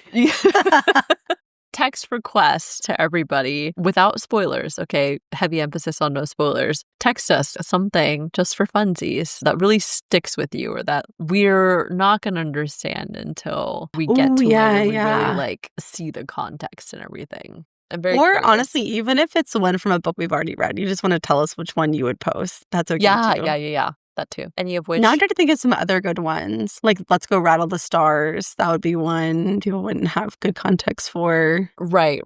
I have to think about it. That's a good question. Okay, I like it. Anyways, send us a text, guys. You can do it very easily in the episode description at the very bottom. There's like a quick little link that says send us a text. Or you can email or DM us on Instagram. We're like on Yes. everything all the time. We're chronically online. So Full disclosure, in the texting, we can't respond. We can only receive. So if you want us to Yes. respond, then DM us. But I'm glad you brought this up because we used to get texts a lot and then they've really fallen off. And I'm kind of sad because it was always like a nice little like, ooh, someone texted us. But we've also got a lot more DMs. I love being able to have a conversation with people. yes, So yes.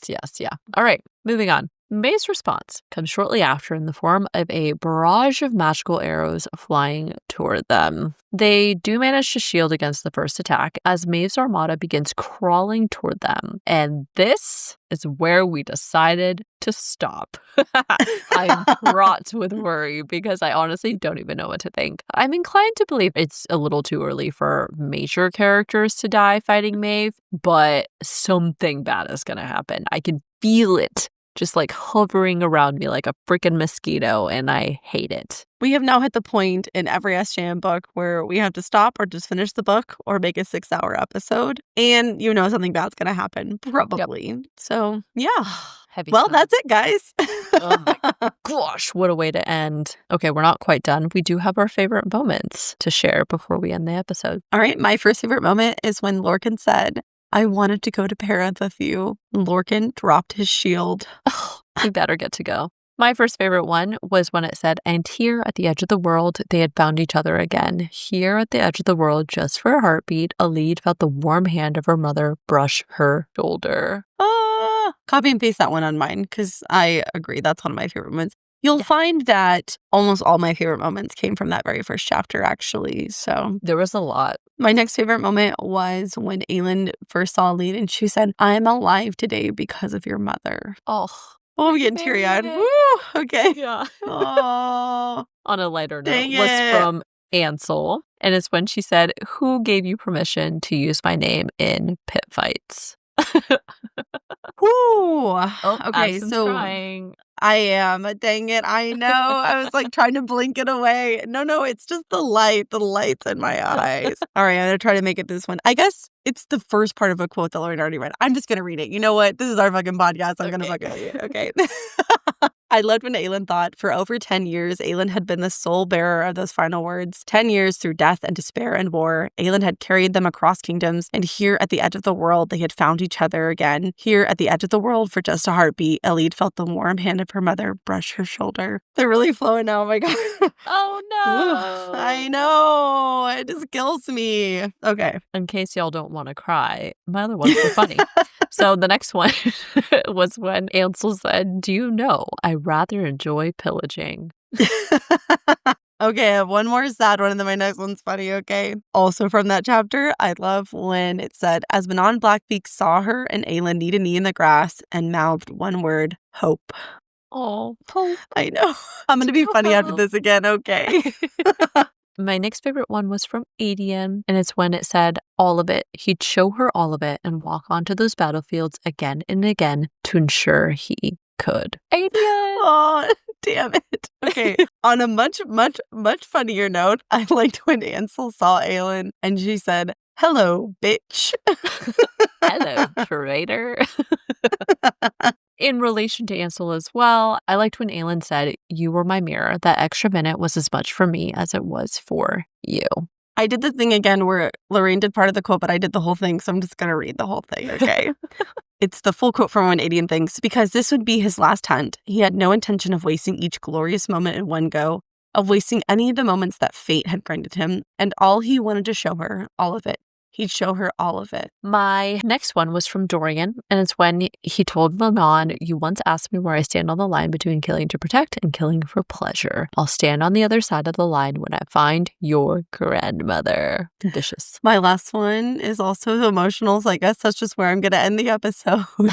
I'm like, when Rowan asked Aelin why she forgave Ansel, Aelin responded, because she made a bad choice trying to heal a wound she couldn't ever mend, trying to avenge the people she loved. Oh, I know. Aelin's sweet. so compassionate.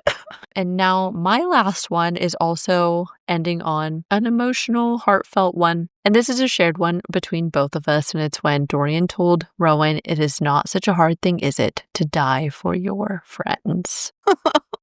Okay, well, this has been really fun, guys. Thanks. All right, so that officially concludes the episode. Thank you all for joining us for another episode of the Booked on Fantasy podcast. As always, we're so glad you found us, so please leave us a review and follow us on Instagram, TikTok, or YouTube to keep up with us on a daily basis. And that's all we've got for you guys today. So live a little. She means cry a little. And we'll catch you all Cry a next little. week. Bye! Bye. And stay tuned for some bloopers, okay? I feel like I should take these off. I feel like I look like I like them. I think they're cute. I put them on at night because I was like, maybe I'll put them on later, but... Listen, we're in our 30s now. We have to do stuff like that. It's fine. Well, because I was like, the blue light keeps me up, so... Okay, anyways. That's put my fucking glass. God, I'm so old. I can't read. Okay. Okay. Ugh. Frickety frick. No! Maeve, no! Get back. Tsunami! My ears were stinging when Adian said, "It's Wait, you said your ears were stinging? Oh, oops. Your ears were stinging up a storm? They God, they have us. Thank God. What? I can't remember what I wrote. Thank God they have us to fight everyone. Yeah. Oh, yeah, okay. This is so infightful. Oh my God. Oh my God. Oh my God, I can't read. And I have no maps. Okay.